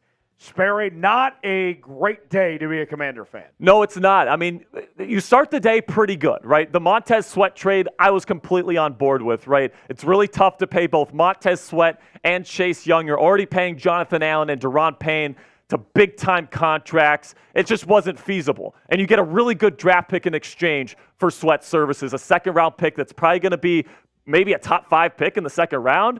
I think that's an excellent value if you're the Washington Commanders, but then you go to the Chase Young trade with the San Francisco 49ers, and you could have gotten a third-round compensatory pick if he left in free agency. So it doesn't really make sense on the compensation end of it. I don't think GM Martin Mayhew did a very good job here. I think this move was definitely forced by Josh Harris and this new ownership group trying to rebuild this franchise. And as a result, it's just the same old Commanders stuff going on there in the nation's capital. Our pinned comment today, who was the biggest loser from the NFL trade deadline? We think it's the Commanders. What say you?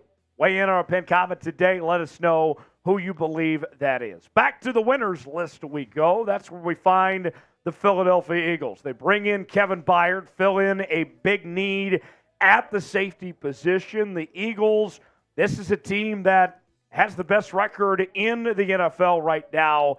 Really their only weakness, they were able to take care of. Howie Roseman, once again, aggressive at the trade deadline, making a good move. It just doesn't seem fair that Howie Roseman can keep getting away with these kinds of deals. I mean, Kevin Byard is one of the best free safeties in the National Football League, and all you have to give up is a 5th, a 6th, and Terrell Edmonds, the guy that you're giving away at this point. I mean, seriously?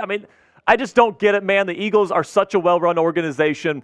The Titans definitely let the Eagles off the hook on this one. And that wasn't the only trade the Eagles made. They also gave up straight the defensive lineman to Atlanta, received a 6th-round pick, and the Falcons receive a 2025 7th-round pick. Real quick on the Falcons here, they needed help on the defensive line. They got it here. Yes, they did. I thought they might have been in play for a Montez Sweat or a Chase Young as well, but Contavious Street's going to help out in the interior or on their defensive line right now. Kind of a lower-level move here, but overall pretty good for both sides. Back to the losers list. That's where we find the Minnesota Vikings with The biggest head-scratcher trade of all as they move on from Ezra Cleveland. And if you nerd out and look at Pro Football Focus, you may notice that Ezra Cleveland is graded out very well. He's a 70 in about every category, top 10 offensive guard in football, and he goes to the Jags for next to nothing. A 6th-round pick was all the Vikings got here. I know the Vikings brought in Dalton Reisner a couple weeks ago. Big win for the Jags, protection for Trevor Lawrence. But what on earth were the Vikings thinking? I couldn't tell you, Tej. I mean, Minnesota, they did give up a 6th-round pick in that Joshua Dobbs trade to Arizona. They did get that 6th-round pick back with this trade of Ezra Cleveland. But I definitely think you could have probably gotten something a little bit more for Ezra Cleveland's services. Like you said, he's a top 10 grading guard in football right now. He was doing a really good job protecting Kirk Cousins this year. Now he's a Jacksonville Jaguar. He's going to be protecting Trevor Lawrence. And the Vikings hang on to Danielle Hunter, who is contention to be the NFL's Defensive Player of the Year right now with 10 sacks, 12 tackles for loss, 3 forced fumbles. Spare Dog, I have to think that the Vikings, with the way Danielle Hunter's playing, with not trading him, an extension's got to be coming, right? Yeah, the Vikings, I mean, if you don't trade him at the deadline here, you know, you're already selling pieces off like Ezra Cleveland. This tells me that the Vikings absolutely plan to bring Danielle Hunter back. I mean, I've seen this guy up close and personal. I used to work security at US Bank Stadium. This guy is built like a statue. Like you said, he's in the front running here to win Defensive Player of the Year. You got to keep those players in your building if you're Minnesota. Even if a rebuild is coming, you need Danielle Hunter on the edge there up north. More to come here on NFL Daily, but first, let's tell you about today's sponsor. That is Prize Picks, which is daily fantasy made easy. Here's how it works. You choose 2 or more players, and on any given prop, you get the choice of more or less, whether it is passing yards, passing completions, receiving yards, catches, whatever it may be. This week on Prize Picks, and if you were playing with me on Prize Picks a couple weeks ago, we won big. We're going to win big again this week, folks. I'm putting $20 down to win $60 on Dak to have less than his given passing yard amount. Same with Josh Allen as well with less than 270.5. Play along with Prize Picks. PrizePicks.com/CLNS. Use the promo code CLNS and get a $100 deposit match. The link is in the comments and the description of today's video. PrizePicks.com/CLNS. Another trade winner, Donovan Peoples-Jones, is off to Detroit, where he gets freed from a Cleveland Browns offense where he had disappeared. Now goes to this Detroit team that is in contention, one of the better teams in the NFC. The Lions didn't have to give up a ton for him, and we know how explosive that offense is. Jared Goff's been playing some really good football. Jack, I like this restart for Donovan Peoples-Jones to not only get out of Cleveland, but to go to a team like Detroit. Yeah, I mean, if you're Donovan Peoples-Jones, you got to be jumping for joy right now. Ben Johnson is one of my favorite offensive play callers in the game today. That Detroit Lions offense is just absolutely spectacular. They protect the quarterback well. Jared Goff is distributing the ball well, and Donovan Peoples-Jones is the type of receiver that can help them out and try to get them their first Super Bowl in franchise history. Really like this move for the Lions, and Donovan Peoples-Jones is a happy man right now. Who's the biggest winner from the NFL trade deadline? Weigh in the comments section and give us a team or a player that comes to mind, the biggest winner. Let us know what you think.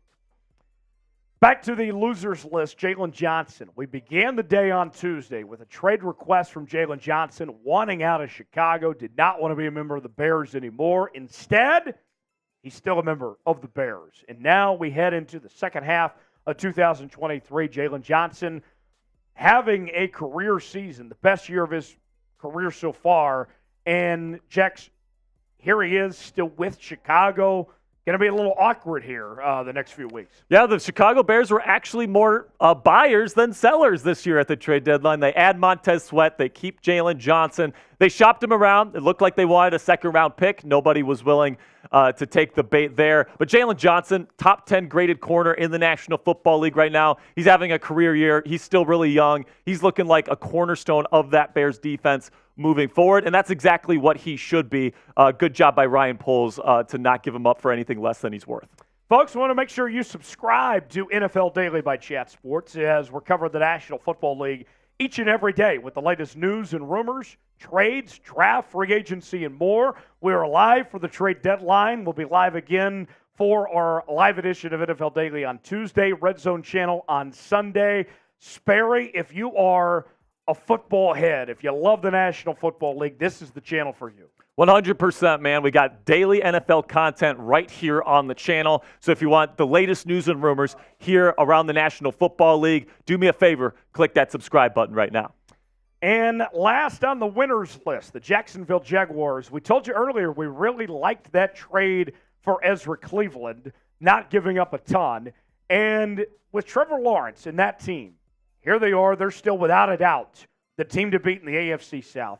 You get him a little more protection. I know the season didn't start off the way they would have liked, but the Jags are a talented football team.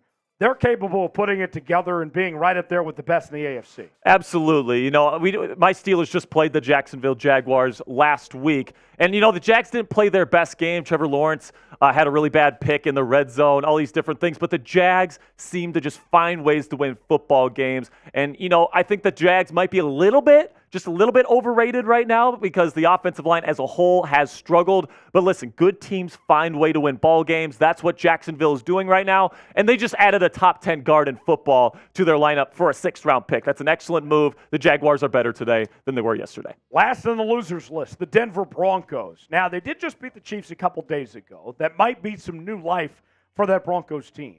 They didn't sell like many people expected them to, but Sperry, they didn't buy either. They kind of just stood pat. What are the Broncos doing? I don't know. The best answer that I have for you, Tej, is that Sean Payton really does like the pieces that he has there in Denver right now. Given the way this season has started, I don't know why you would be thinking that personally. Now, I'm not in that building. I don't know as much about this team as Sean Payton does, the head coach. But it definitely seems like there were some pieces here that you could have moved, especially guys on one-year contracts that might not be signing back with you, that you could have gotten some trade capital for. You're not going to be making the playoffs this year, at least in my opinion. Now, maybe Denver thinks that they're still in the playoff hunt, and that's what they're thinking right now. But definitely a loser, in my opinion. I would have tried to get something for some of these one-year contracts that they got on their roster. Sperry doesn't think they're a playoff team. I say hell no on the Broncos is a playoff team. You kidding me? What do you say? Let us know in the comment section. Y for yes, N for no. Let producer Sam know that you don't think the Broncos are going to be a playoff team. And, folks, we will see you next time right here on NFL Daily. He's Jack Sperry. I'm Tyler Jones. Have a great rest of your day. Thanks for joining us here for our trade deadline coverage. All right. Neither do I. Okay. Well, so you don't have to worry about spamming F Sam this time. Yeah. All right, Sperry, I believe we need to give the people in O Canada. All right, I agree. Is your mic on, my friend? My mic's on. Do you know it, Tej? I do know it. We need to get a boot ready, and we also need a tortilla as well. Well, I don't think we have tortillas. I think we have plates, Okay. which hurt more, okay? So if somebody can get a boot and a plate. If somebody can get a boot and a plate, and then Sperry will sing, and then we'll take care of the other Executive things. producer Sam is taking care of you. All right. Maintenance people. So I'm going to sing this on the spot. I'll say this before we start. Let the Steelers Nation know. Is that what you guys call yourself? Yep, Steelers Nation. I was on the F Canada train before anybody else. I thought he sucked at LSU. He did. Sucked at Maryland. He's been bad everywhere. Despite him Maryland, beating Texas LSU, twice. Pittsburgh, everywhere. I couldn't believe that he got another OC job after that debacle at LSU. He failed upwards. He got the OC job of one of the most storied franchises in this league, and he hasn't put up a single 400 yards. As Coop likes to say, he sucks. All right. Here we go. Ready? Oh, Canada, you dumb and stupid man. All know you suck except for Mike Tomlin. With burning hearts we see you suck, calling jet sweeps 1, 2, 3. From far and wide, oh Canada, we share our hate for thee. F-U-C-K, Canada! Let's go. Steelers talk fans know that song well. Oh. Matt Canada is the worst offensive coordinator in the National Football League. I don't care what anybody says. Steelers need to replace him. Unfortunately, they're going to keep him for the rest of this year, Tej. It's just I don't understand it, man. So really appreciate that $100 super chat that allowed us to sing it. All right, we got a boot right here for Mr. Teager. All right. Do we have the tortilla or the plate, whatever that is? Yeah, go get a paper plate, Smitty. Okay, vote in our new live poll on our NFL Daily channel. Will the Broncos make the playoffs? Y for yes, in for no. Sperry and I, producer Sam, say no. Coop, what's your vote? No. Coop says no. We're all in agreement saying no. Complete fluke last week. Complete fluke. I mean, I'm sorry if I'm offending any Broncos fans in the chat right now. It's not going to happen for you this year, man. Okay. Yeah, that works. Yeah, that works. So let's cut it off right now. What is the final number on Steelers? It's 150. We didn't get any super chats. Seahawks is 208. We won! We won! We won, Seahawks fans! We did it! I get to slap Sperry with this plate after the boot.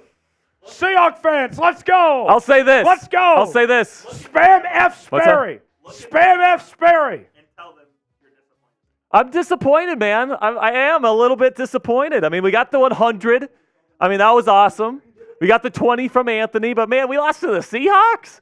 You know what, man? I'm okay with this. I'll take the 6 rings over a slap in the face any day. I'm cool with where the Steelers are. Here we go, Steelers. Here we go. Spam F Sperry in the chat. Let's go full screen. I'll slap him with this plate, and then I'm taking down the boot, and then we'll sign off. All right. Am I coming over there? We'll go full screen. Oh, you just want to go? We'll go full screen on one. Yeah, come to my camera here. You go to him. All right. I'm sorry, Steelers Nation. I failed you, man. We couldn't bring home the victory today. But guess what? We still got more Super Bowl chips at Acrisure Stadium, all right? I promise I'm not short, by the way. He's short. I'm 6'2", but this guy's like 6'7". Okay, ready? All right. Am I going face on, straight on? Yeah. Yeah. All right, here we go. Don't hit me with your hand, please. I won't. 3, 2, 1. Oh! How did that feel? Oh! God damn, man. Oh! Teacher didn't hold back. Oh! Oh, yeah. Here go. I'm going to have to get checked for a concussion after that one, man. Here we go, Teach. Spam Chug in the chat. Who's got the timer? I got you. All right, here we go. Spam Chug. Chug, chug, chug, chug, chug, chug, chug, chug, chug, chug, chug, chug, chug. Keep going, Teach. Type chug in the chat. Type chug in the chat. Let's go. What's up? Teach is downing it. Look at him go, ladies and gentlemen. There it is. All right, fellas. What was my time? Oh, 16.2. 16.2. Not bad. hell yeah. We'll take that. That adrenaline was pumping after the slap there, I Oh. think. You gotta get that going more often there, Teach. All right, we got to go. Sperry, a lot of fun today, my guy. Yeah, it was a lot of fun, Teach. Really great talking football with all you guys. Thank you so much for sticking around to the very end. You guys are the best, man. Subscribe to Make all sure our you channels. subscribe to the channel right now for daily NFL news and rumors content. Done just yet, apparently. By the way, I'll add another loser to the trade deadline today. How about the Titans?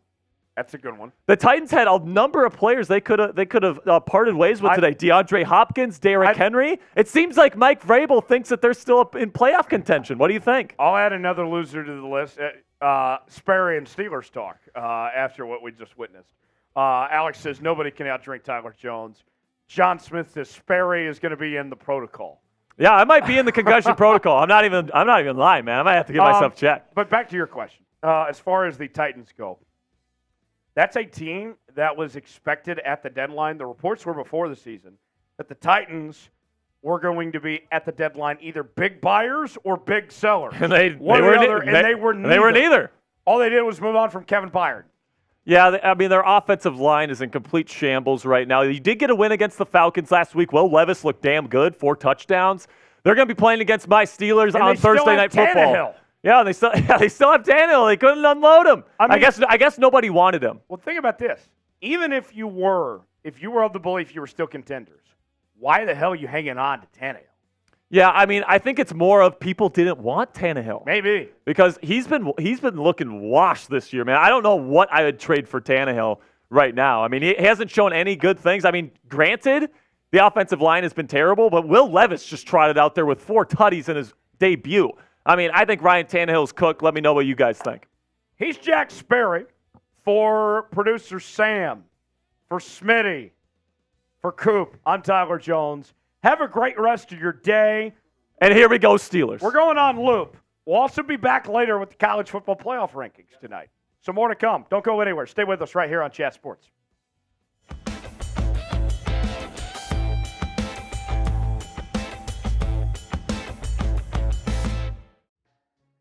The NFL trade deadline is in the books. Welcome in to this edition of NFL Daily by Chat Sports. He's Jack Sperry. I'm Tyler Jones, breaking down the winners and losers from the trade deadline. Sperry, let's get started without further ado. And we begin with the San Francisco 49ers, who made a very aggressive move, adding Chase Young to the fold. All they gave up was a third-round pick. To do so, the Niners have lost 3 games in a row.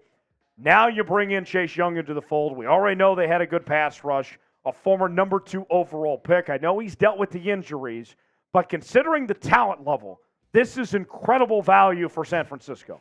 I mean, San Francisco came into the day. You knew they were going to be a little bit aggressive. It looked like they were trying to get Jalen Johnson. The Bears end up holding on to him. But you get Chase Young, a 24-year-old that's top 5 in pressures in the National Football League right now, and you add him to a defensive line that already has Nick Bosa, last year's Defensive Player of the Year, and Javon Hargrave, one of the best interior pass rushers in the National Football League. Chase Young, somebody that's absolutely going to make an impact right away. And if they lose him in free agency this year, the 49ers are still going to get that third-round pick back in the form of a compensatory pick in 2025. Meanwhile, on the losers list, the team on the opposite side, the Washington Commanders, they move on from Chase Young as well as Montez Sweat, and all they have to show for it is a second-round pick and a third-round pick. Sperry, not a great day to be a Commander fan. No, it's not. I mean, you start the day pretty good, right? The Montez Sweat trade, I was completely on board with, right? It's really tough to pay both Montez Sweat and Chase Young. You're already paying Jonathan Allen and Daron Payne to big-time contracts. It just wasn't feasible. And you get a really good draft pick in exchange for Sweat services, a second-round pick that's probably going to be maybe a top 5 pick in the second round. I think that's an excellent value if you're the Washington Commanders, but then you go to the Chase Young trade with the San Francisco 49ers, and you could have gotten a third-round compensatory pick if he left in free agency. So it doesn't really make sense on the compensation end of it. I don't think GM Martin Mayhew did a very good job here. I think this move was definitely forced by Josh Harris and this new ownership group trying to rebuild this franchise. And as a result, it's just the same old Commanders stuff going on there in the nation's capital. Our pinned comment today, who was the biggest loser from the NFL trade deadline? We think it's the Commanders. What say you? Weigh in on our pinned comment today. Let us know who you believe that is. Back to the winners list we go. That's where we find the Philadelphia Eagles. They bring in Kevin Byard, fill in a big need at the safety position. The Eagles, this is a team that has the best record in the NFL right now. Really their only weakness they were able to take care of. Howie Roseman, once again, aggressive at the trade deadline, making a good move. It just doesn't seem fair that Howie Roseman can keep getting away with these kinds of deals. I mean, Kevin Byard is one of the best free safeties in the National Football League, and all you have to give up is a 5th, a 6th, and Terrell Edmonds, the guy that you're giving away at this point. I mean, seriously? I mean, I just don't get it, man. The Eagles are such a well-run organization. The Titans definitely let the Eagles off the hook on this one. And that wasn't the only trade the Eagles made. They also gave up straight the defensive lineman to Atlanta, received a 6th-round pick, and the Falcons receive a 2025 7th-round pick. Real quick on the Falcons here, they needed help on the defensive line. They got it here. Yes, they did. I thought they might have been in play for a Montez Sweat or a Chase Young as well, but Contavious Street's going to help out in the interior or on their defensive line right now. Kind of a lower level move here, but overall pretty good for both sides. Back to the losers list. That's where we find the Minnesota Vikings with the biggest head-scratcher trade of all as they move on from Ezra Cleveland. And if you nerd out and look at Pro Football Focus, you may notice that Ezra Cleveland is graded out very well. He's a 70 in about every category, top 10 offensive guard in football, and he goes to the Jags for next to nothing. A 6th-round pick was all the Vikings got here. I know the Vikings brought in Dalton Reisner a couple weeks ago. Big win for the Jags, protection for Trevor Lawrence. But what on earth were the Vikings thinking? I couldn't tell you, Tej. I mean, Minnesota, they did give up a 6th-round pick in that Joshua Dobbs trade to Arizona. They did get that 6th-round pick back with this trade of Ezra Cleveland. But I definitely think you could have probably gotten something a little bit more for Ezra Cleveland's services. Like you said, he's a top 10 grading guard in football right now. He was doing a really good job protecting Kirk Cousins this year. Now he's a Jacksonville Jaguar. He's going to be protecting Trevor Lawrence. And the Vikings hang on to Danielle Hunter, who is in contention to be the NFL's Defensive Player of the Year right now with 10 sacks, 12 tackles for loss, 3 forced fumbles. Spare dog, I have to think that the Vikings, with the way Danielle Hunter's playing, with not trading him, an extension's got to be coming, right? Yeah, the Vikings, I mean, if you don't trade him at the deadline here, you know, you're already selling pieces off like Ezra Cleveland. This tells me that the Vikings absolutely plan to bring Danielle Hunter back. I mean, I've seen this guy up close and person. I used to work security at US Bank Stadium. This guy is built like a statue. Like you said, he's in the front running here to win Defensive Player of the Year. You got to keep those players in your building if you're Minnesota. Even if a rebuild is coming, you need Danielle Hunter on the edge there up north. More to come here on NFL Daily, but first, let's tell you about today's sponsor. That is Prize Picks, which is daily fantasy made easy. Here's how it works. You choose 2 or more players, and on any given prop, you get the choice of more or less, whether it is passing yards, passing completions, receiving yards, catches, whatever it may be. This week on Prize Picks, and if you were playing with me on Prize Picks a couple weeks ago, we won big. We're going to win big again this week, folks. I'm putting $20 down to win $60 on Dak to have less than his given passing yard amount. Same with Josh Allen as well with less than 270.5. Play along with Prize Picks. PrizePicks.com/CLNS. Use the promo code CLNS and get a $100 deposit match. The link is in the comments and the description of today's video. PrizePicks.com/CLNS. Another trade winner, Donovan Peoples-Jones, is off to Detroit, where he gets freed from a Cleveland Browns offense where he had disappeared. Now goes to this Detroit team that is in contention, one of the better teams in the NFC. The Lions didn't have to give up a ton for him, and we know how explosive that offense is. Jared Goff's been playing some really good football. Jack, I like this restart for Donovan Peoples-Jones to not only get out of Cleveland, but to go to a team like Detroit. Yeah, I mean, if you're Donovan Peoples-Jones, you got to be jumping for joy right now. Ben Johnson is one of my favorite offensive play callers in the game today. That Detroit Lions offense is just absolutely spectacular. They protect the quarterback well. Jared Goff is distributing the ball well. And Donovan Peoples-Jones is the type of receiver that can help them out and try to get them their first Super Bowl in franchise history. Really like this move for the Lions, and Donovan Peoples-Jones is a happy man right now. Who's the biggest winner from the NFL trade deadline? Weigh in the comments section and give us a team or a player that comes to mind, the biggest winner. Let us know what you think. Back to the losers list, Jalen Johnson. We began the day on Tuesday with a trade request from Jalen Johnson wanting out of Chicago, did not want to be a member of the Bears anymore. Instead, he's still a member of the Bears. And now we head into the second half of 2023. Jalen Johnson having a career season, the best year of his career so far. And Jax, here he is still with Chicago. Going to be a little awkward here the next few weeks. Yeah, the Chicago Bears were actually more buyers than sellers this year at the trade deadline. They add Montez Sweat. They keep Jalen Johnson. They shopped him around. It looked like they wanted a second-round pick. Nobody was willing to take the bait there. But Jalen Johnson, top 10 graded corner in the National Football League right now. He's having a career year. He's still really young. He's looking like a cornerstone of that Bears defense moving forward, and that's exactly what he should be. Good job by Ryan Poles to not give him up for anything less than he's worth. Folks, I want to make sure you subscribe to NFL Daily by Chat Sports as we're covering the National Football League each and every day with the latest news and rumors, trades, draft, free agency, and more. We are live for the trade deadline. We'll be live again for our live edition of NFL Daily on Tuesday, Red Zone Channel on Sunday.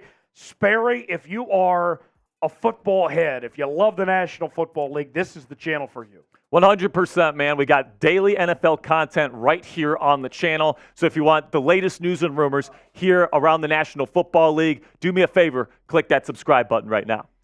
And last on the winners list, the Jacksonville Jaguars. We told you earlier we really liked that trade for Ezra Cleveland, not giving up a ton. And with Trevor Lawrence and that team, here they are. They're still, without a doubt, the team to beat in the AFC South. You get him a little more protection. I know the season didn't start off the way they would have liked, but the Jags are a talented football team. They're capable of putting it together and being right up there with the best in the AFC. Absolutely. You know, my Steelers just played the Jacksonville Jaguars last week. And, you know, the Jags didn't play their best game. Trevor Lawrence had a really bad pick in the red zone, all these different things. But the Jags seem to just find ways to win football games. And, you know, I think the Jags might be just a little bit overrated right now because the offensive line as a whole has struggled. But listen, good teams find a way to win ball games. That's what Jacksonville is doing right now. And they just added a top 10 guard in football to their lineup for a 6th-round pick. That's an excellent move. The Jaguars are better today than they were yesterday. Last on the losers list, the Denver Broncos. Now, they did just beat the Chiefs a couple days ago. That might be some new life for that Broncos team. They didn't sell like many people expected them to, but Sperry, they didn't buy either. They kind of just stood pat. What are the Broncos doing? I don't know. The best answer that I have for you, Tej, is that Sean Payton really does like the pieces that he has there in Denver right now. Given the way this season has started, I don't know why you would be thinking that personally. Now, I'm not in that building. I don't know as much about this team as Sean Payton does, the head coach. But it definitely seems like there were some pieces here that you could have moved, especially guys on one-year contracts that might not be signing back with you, that you could have gotten some trade capital for. You're not going to be making the playoffs this year, at least in my opinion. Now, maybe Denver thinks that they're still in the playoff hunt, and that's what they're thinking right now. But definitely a loser, in my opinion. I would have tried to get something for some of these one-year contracts that they got on their roster. Sperry doesn't think they're a playoff team. I say hell no on the Broncos as a playoff team. You kidding me? What do you say? Let us know in the comment section. Y for yes, N for no.